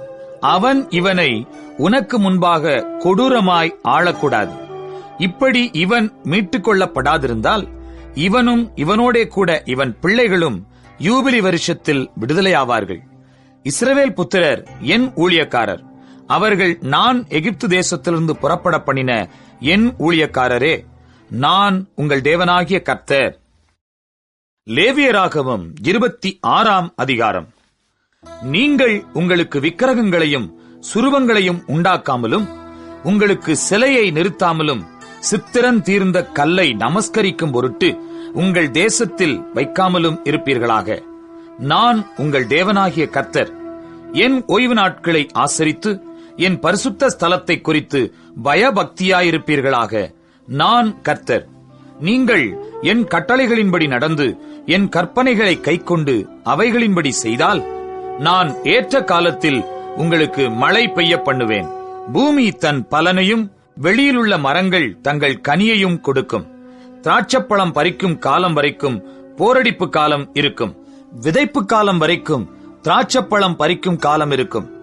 நீங்கள் உங்கள் அப்பத்தை திருப்தியாக சாப்பிட்டு உங்கள் தேசத்தில் சுகமாய் குடியிருப்பீர்கள். தேசத்தில் சமாதானம் கட்டளையிடுவேன். தத்தளிக்க பண்ணுவார் இல்லாமல் படுத்துக் கொள்வீர்கள். துஷ்ட மிருகங்களை தேசத்தில் இராதபடிக்கு ஒழிய பண்ணுவேன். பட்டயம் உங்கள் தேசத்தில் உலாவுவதில்லை. உங்கள் சத்துருக்களை துரத்துவீர்கள். அவர்கள் உங்கள் முன்பாக பட்டயத்தால் விழுவார்கள். உங்களில் 5 பேர் 100 பேரை துரத்துவார்கள். உங்களில் 100 பேர் 10,000 பேரை துரத்துவார்கள். உங்கள் சத்துருக்கள் உங்களுக்கு முன்பாக பட்டயத்தால் விழுவார்கள். நான் உங்கள் மேல் கண்ணோக்கமாயிருந்து உங்களை பலுகவும் பெருகவும் பண்ணி உங்களோடே என் உடன்படிக்கையை திடப்படுத்துவேன். போன வருஷத்து பழைய தானியத்தை சாப்பிட்டு புதிய தானியத்துக்கு இடம் உண்டாகும்படி பழையதை விலக்குவீர்கள். உங்கள் நடுவில் என் வாசஸ்தலத்தை ஸ்தாபிப்பேன். என் ஆத்துமா உங்களை அரோசிப்பதில்லை. நான் உங்கள் நடுவிலே உலாவி உங்கள் தேவனாயிருப்பேன். நீங்கள் என் ஜனமாயிருப்பீர்கள். நீங்கள் எகிப்தியருக்கு அடிமைகளாயிராதபடிக்கு நான் அவர்கள் தேசத்திலிருந்து உங்களை புறப்பட பண்ணி உங்கள் நுகத்தடிகளை முறித்து உங்களை நிமிர்ந்து நடக்க பண்ணின உங்கள் தேவனாகிய கர்த்தர். நீங்கள் எனக்கு செவிகொடாமலும் இந்த கற்பனைகள் எல்லாவற்றின்படி செய்யாமலும் என் கட்டளைகளை வெறுத்து உங்கள் ஆத்துமா என் நியாயங்களை அரோசித்து என் கற்பனைகள் எல்லாவற்றின்படியும் செய்யாதபடிக்கு என் உடன்படிக்கையை நீங்கள் மீறி போடுவீர்களாகில் நான் உங்களுக்கு செய்வது என்னவென்றால், கண்களை பூத்து போக பண்ணுகிறதற்கும் இருதயத்தை துயரப்படுத்துகிறதற்கும் திகிலையும் ஈழையையும் காய்ச்சலையும் உங்களுக்கு வரப்பண்ணுவேன். நீங்கள் விதைக்கும் விதை விருதாவாயிருக்கும். உங்கள் சத்துருக்கள் அதன் பலனை தின்பார்கள். நான் உங்களுக்கு விரோதமாக என் முகத்தை திருப்புவேன். உங்கள் சத்துருக்களுக்கு முன்பாக முறிய அடிக்கப்படுவீர்கள். உங்கள் பகைஞர் உங்களை ஆளுவார்கள். துரத்துவார் இல்லாதிருந்தும் ஓடுவீர்கள். இவ்விதமாய் நான் உங்களுக்கு செய்தும் இன்னும் நீங்கள் எனக்கு செவிகொடாதிருந்தால் உங்கள் பாவங்களின் நிமித்தம் பின்னும் ஏளத்தனையாக உங்களை தண்டித்து உங்கள் வல்லமையின் பெருமையை முறித்து உங்கள் வானத்தை இரும்பை போலவும் உங்கள் பூமியை வெண்கலத்தைப் போலவும் ஆக்குவேன். உங்கள் பலன் விருதாவிலே செலவழியும். உங்கள் தேசம் தன் பலனையும் தேசத்தின் மரங்கள் தங்கள் கனிகளையும் கொடுக்க மாட்டாது. நீங்கள் எனக்கு செவிகொடுக்க மனதில்லாமல் எனக்கு எதிர்த்து நடப்பீர்களானால் நான் உங்கள் பாவங்களுக்கு தக்கதாக இன்னும் ஏளத்தனை வாதையை உங்கள் மேல் வரப்பண்ணி உங்களுக்குள்ளே வெளியின் துஷ்ட மிருகங்களை வரவிடுவேன். அவைகள் உங்களை பிள்ளைகளற்றவர்களாக்கி உங்கள் மிருக ஜீவன்களை அழித்து உங்களை குறைந்து போக பண்ணும். உங்கள் வழிகள் பாழாய் கிடக்கும். நான் செய்யும் தண்டனையினால் நீங்கள் குணப்படாமல் எனக்கு எதிர்த்து நடந்தால் நான் உங்களுக்கு எதிர்த்து நடந்து உங்கள் பாவங்களின் நிமித்தம் ஏளத்தனையாக வாதித்து என் உடன்படிக்கையை மீறினதற்கு பழிவாங்கும் பட்டயத்தை உங்கள் மேல் வரப்பண்ணி நீங்கள் உங்கள் பட்டணங்களில் சேர்ந்த பின் கொள்ளை நோயை உங்கள் நடுவிலே அனுப்புவேன்.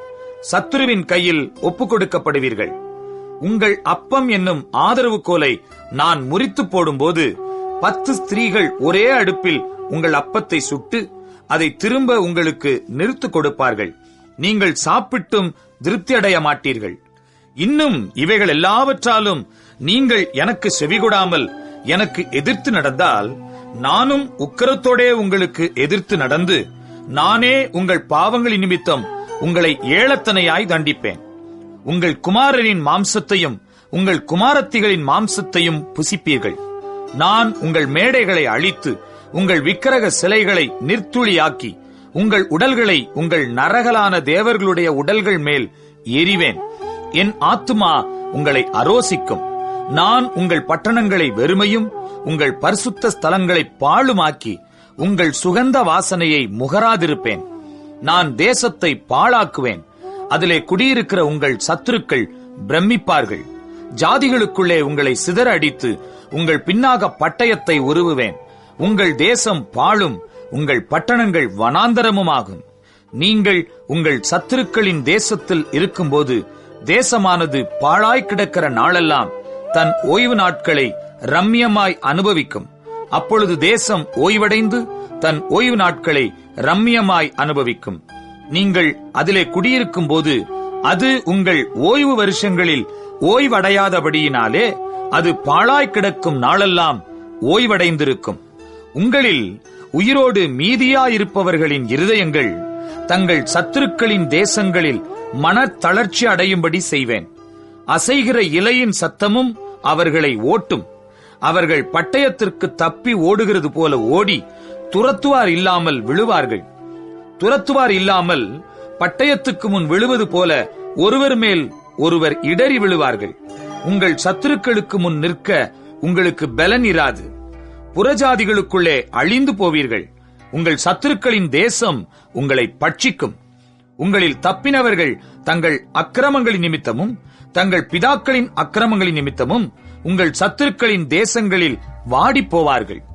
அவர்கள் எனக்கு விரோதமாக துரோகம் பண்ணி நடப்பித்த தங்கள் அக்கிரமத்தையும் தங்கள் பிதாக்களின் அக்கிரமத்தையும் அறிக்கையிடுகிறதும் அன்றி அவர்கள் எனக்கு எதிர்த்து நடந்தபடியினால் நானும் அவர்களுக்கு எதிர்த்து நடந்து அவர்களுடைய சத்துருக்களின் தேசத்திலே அவர்களை கொண்டு போய் விட்டதையும் அறிக்கையிட்டு விருத்த சேதனமில்லாத தங்கள் இருதயத்தை தாழ்த்தி தங்கள் அக்கிரமத்துக்கு கிடைத்த தண்டனையை நியாயம் என்று ஒத்துக்கொண்டால் நான் யாக்கோபோடே பண்ணின என் உடன்படிக்கையும் ஈசாக்கோடே பண்ணின என் உடன்படிக்கையும் ஆபிரகாமோடே பண்ணின என் உடன்படிக்கையும் நினைப்பேன். தேசத்தையும் நினைப்பேன். தேசம் அவர்களாலே விடப்பட்டு பாழாய் கிடக்கிறதுனாலே தன் ஓய்வு நாட்களை ரம்யமாய் அனுபவிக்கும். அவர்கள் என் நியாயங்களை அவமதித்து அவர்களுடைய ஆத்துமா என் கட்டளைகளை வெறுத்தபடியினால் அடைந்த தங்களுடைய அக்கிரமத்தின் தண்டனையை நியாயம் என்று ஒத்துக்கொள்வார்கள். அவர்கள் தங்கள் சத்துருக்களின் தேசத்தில் இருந்தாலும் நான் அவர்களை நிர்மூலமாக்கத்தக்கதாகவும் நான் அவர்களோடே பண்ணின என் உடன்படிக்கையை அபத்தமாக்கத்தக்கதாகவும் நான் அவர்களை கைவிடவும் வெறுக்கவும் மாட்டேன். நான் அவர்கள் தேவனாகிய கர்த்தர். அவர்களுடைய தேவனாயிருக்கும்படிக்கு நான் புறஜாதிகளின் கண்களுக்கு முன்பாக எகிப்து தேசத்திலிருந்து அவர்களை புறப்படச் செய்து அவர்களுடைய முன்னோர்களோடே நான் பண்ணின உடன்படிக்கையை அவர்கள் நிமித்தம் நினைவு கூறுவேன். நான் கர்த்தர் என்று சொல் என்றார். கர்த்தர் தமக்கும் இஸ்ரவேல் சந்ததியாருக்கும் நடுவே இருக்கும்படி மோசேயை கொண்டு சீனாய் மலையின் மேல் கொடுத்த கட்டளைகளும் நியாயங்களும் இவைகளே. லேவியராகமம் 27ஆம் அதிகாரம். பின்னும் கர்த்தர் மோசேயை நோக்கி, நீ இஸ்ரவேல் புத்திரரோடே சொல்ல வேண்டியது என்னவென்றால், யாதாம் ஒருவர் ஒரு விசேஷித்த பொருத்தனை பண்ணியிருந்தால் பொருத்தனை பண்ணப்பட்டவர்கள் உன் மதிப்பின்படி கர்த்தருக்கு உரியவர்கள். 20 வயது முதல் 60 வயதுக்கு உட்பட்ட ஆண் பிள்ளையை நீ பரிசுத்த ஸ்தலத்தின் சேக்கலாகிய 50 வெள்ளிச் சேக்கலாகவும் பெண் பிள்ளையை 30 சேக்கலாகவும் மதிப்பாயாக. 5 வயது முதல் 20 வயதுக்கு உட்பட்ட ஆண் பிள்ளையை 20 சேக்கலாகவும் பெண் பிள்ளையை 10 சேக்கலாகவும், 1 மாதம் முதல் 5 வயதுக்கு உட்பட்ட ஆண் பிள்ளையை 5 வெள்ளிச் சேக்கலாகவும் பெண் பிள்ளையை 3 வெள்ளிச் சேக்கலாகவும், 60 வயது தொடங்கி அதற்கு மேற்பட்ட வயதுள்ள ஆண் பிள்ளையை 15 சேக்கலாகவும் பெண் பிள்ளையை 10 சேக்கலாகவும் மதிக்க கடவாய். உன் மதிப்பின்படி செலுத்தக்கூடாத தரித்திரனாயிருந்தால் அவன் ஆசாரியனுக்கு முன்பாக வந்து நிற்க கடவன். ஆசாரியன் அவனை மதிப்பானாக. பொருத்தனை பண்ணினவனுடைய திராணிக்கேற்றபடி ஆசாரியன் அவனை மதிக்க கடவன். ஒருவன் பொருத்தனை பண்ணினது கர்த்தருக்கு பலியிடப்படத்தக்க மிருக ஜீவனானால் அவன் கர்த்தருக்கு கொடுக்கிற அப்படிப்பட்டதெல்லாம் பரிசுத்தமாயிருப்பதாக. அதை மாற்றாமலும் வேறுபடுத்தாமலும் இருப்பானாக. இளப்பமானதற்கு பதிலாக நலமானதையும் நலமானதற்கு பதிலாக இளப்பமானதையும் செலுத்தாமல் இருப்பானாக. அவன் மிருகத்திற்கு பதிலாக மிருகத்தை மாற்றி கொடுப்பானாகில் அப்பொழுது அதுவும் அதற்கு பதிலாக கொடுத்ததும் பரிசுத்தமாயிருப்பதாக. அது கர்த்தருக்கு பலியிடப்படத்தகாத சுத்தமல்லாத யாதொரு மிருகமானால் அதை ஆசாரியனுக்கு முன்பாக நிறுத்த கடவன். ஆசாரியன் அது நல்லதானாலும் இளப்பமானதானாலும் அதை மதிப்பானாக. உன் மதிப்பின்படியே இருக்க கடவது. அதை மீட்டுக்கொள்ள மனதாயிருந்தானாகில் உன் மதிப்போடே 1/5 கூட்டிக் கொடுக்க கடவன். ஒருவன் தன் வீட்டை கர்த்தருக்கு பரிசுத்தம் என்று நேர்ந்து கொண்டால் ஆசாரியன் அதன் நலத்துக்கும் இளப்பத்துக்கும் தக்கதாக அதை மதிக்க கடவன். ஆசாரியன் மதிக்கிறபடி அது இருக்க கடவது. தன் வீட்டை பரிசுத்தம் என்று நேர்ந்து கொண்டவன் அதை மீட்டுக்கொள்ள மனதாயிருந்தால் நீ மதிக்கும் திரவியத்தோடே 1/5 கூட்டிக் கொடுக்க கடவன். அப்பொழுது அது அவனுடையதாகும். ஒருவன் தன் காணியாட்சியான வயலில் யாதொரு பங்கை கர்த்தருக்கு பரிசுத்தம் என்று நேர்ந்து கொண்டால் உன் மதிப்பு அதன் விதைப்புக்கு தக்கதாய் இருக்க வேண்டும். ஒரு கலம் வார்கோதுமை விதைக்கிற வயல் 50 வெள்ளிச் சேக்கலாக மதிக்கப்பட வேண்டும். யூபிலி வருஷம் முதல் அவன் தன் வயலை பரிசுத்தம் என்று நேர்ந்து கொண்டால் அது உன் மதிப்பின்படி இருக்க வேண்டும். யூபிலி வருஷத்துக்கு பின் தன் வயலை பரிசுத்தம் என்று நேர்ந்து கொண்டானால் யூபிலி வருஷம் மட்டுமுள்ள மற்ற வருஷங்களின்படியே ஆசாரியன் திரவியத்தை கணக்கு பார்த்து அதற்கு தக்கது உன் மதிப்பிலே தள்ளப்பட வேண்டும். வயலை பரிசுத்தம் என்று நேர்ந்து கொண்டவன் அதை மீட்டுக்கொள்ள மனதாயிருந்தால் உன் மதிப்பான திரவியத்தோடே 1/5 கூட்டிக் கொடுக்க கடவன். அப்பொழுது அது அவனுக்கு உறுதியாகும். அவன் வயலை மீட்டுக் கொள்ளாமல் வயலை வேறொருவனுக்கு விற்று போட்டால் அது திரும்ப மீட்கப்படாமல் யூபிலி வருஷத்தில் மீட்கப்படும் போது சாபத்தீடான வயலாக கர்த்தருக்கென்று நியமிக்கப்பட்டதாயிருக்க கடவது. அது ஆசாரியனுக்கு காணியாட்சியாகும். ஒருவன் தனக்கு காணியாட்சி வயலாயிராமல் தான் விலைக்கு வாங்கின ஒரு வயலை கர்த்தருக்கு பரிசுத்தம் என்று நேர்ந்து கொண்டால் அது யூபிலி வருஷம் மட்டும் உன் மதிப்பின்படி பெரும் விலை இன்னதென்று ஆசாரியன் அவனோடே கணக்கு பார்த்து அந்த உன் மதிப்பை கர்த்தருக்கு பரிசுத்தமாயிருக்கும்படி அவன் அந்நாளிலே கொடுக்க கடவன். யார் கையிலே அந்த வயலை கொண்டானோ அந்த காணியாட்சிக்காரன் வசமாய் அது யூபிலி வருஷத்தில் திரும்பச் சேரும். உன் மதிப்பெல்லாம் பரிசுத்த ஸ்தலத்து சேக்கல் கணக்காயிருக்க கடவது. ஒரு சேக்கலானது 20 கேரா. தலையீற்றானவைகள் கர்த்தருடையது. ஆகையால் ஒருவரும் தலையீற்றாகிய மிருக ஜீவனை பரிசுத்தம் என்று நேர்ந்து கொள்ளலாகாது. அது மாடானாலும் ஆடானாலும் கர்த்தருடையது. சுத்தமல்லாத மிருகத்தினுடைய தலையீற்றானால் அதை அவன் உன் மதிப்பின்படி மீட்டுக்கொண்டு அதனுடனே 1/5 கூட்டிக் கொடுக்க கடவன். மீட்கப்படாமல் இருந்தால் உன் மதிப்பின்படி அது விற்கப்பட கடவது. ஒருவன் தன் வசத்திலுள்ள நரஜீவனிலாவது மிருக ஜீவனிலாவது காணியாட்சி நிலத்திலாவது எதையாகிலும் கர்த்தருக்கென்று சாபத்தீடாக நேர்ந்து கொண்டால் அது விற்கப்படவும் மீட்கப்படவும் கூடாது.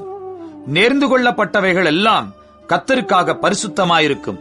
நரஜீவனில் சாபத்தீடாக நியமிக்கப்பட்டவைகள் எல்லாம் மீட்கப்படாமல் கொலை செய்யப்பட கடவது. தேசத்திலே நிலத்தின் வித்திலும் விருட்சங்களின் கனியிலும் தசமபாகம் எல்லாம் கர்த்தருக்கு உரியது. அது கர்த்தருக்கு பரிசுத்தமானது. ஒருவன் தன் தசமபாகத்திலே எவ்வளவாவது மீட்டுக்கொள்ள மனதாயிருந்தானால் அதனுடன் 1/5 கூட்டிக் கொடுக்க கடவன். கோலின் கீழ்ப்பட்ட ஆடு மாடுகளிலே 10% கர்த்தருக்கு பரிசுத்தமானது. அது நல்லதோ இளப்பமானதோ என்று அவன் பார்க்க வேண்டாம். அதை மாற்றவும் வேண்டாம். மாற்றினால் அதுவும் அதற்கு பதிலாக கொடுக்கப்பட்டதுமாகிய 2 பரிசுத்தமாகும். அது மீட்கப்படக்கூடாதென்று அவர்களோடே சொல் என்றார். இஸ்ரவேல் புத்திரருக்கு சொல்லும்படி கர்த்தர் சீனாய் மலையில் மோசேக்கு விதித்த கட்டளைகள் இவைகளே.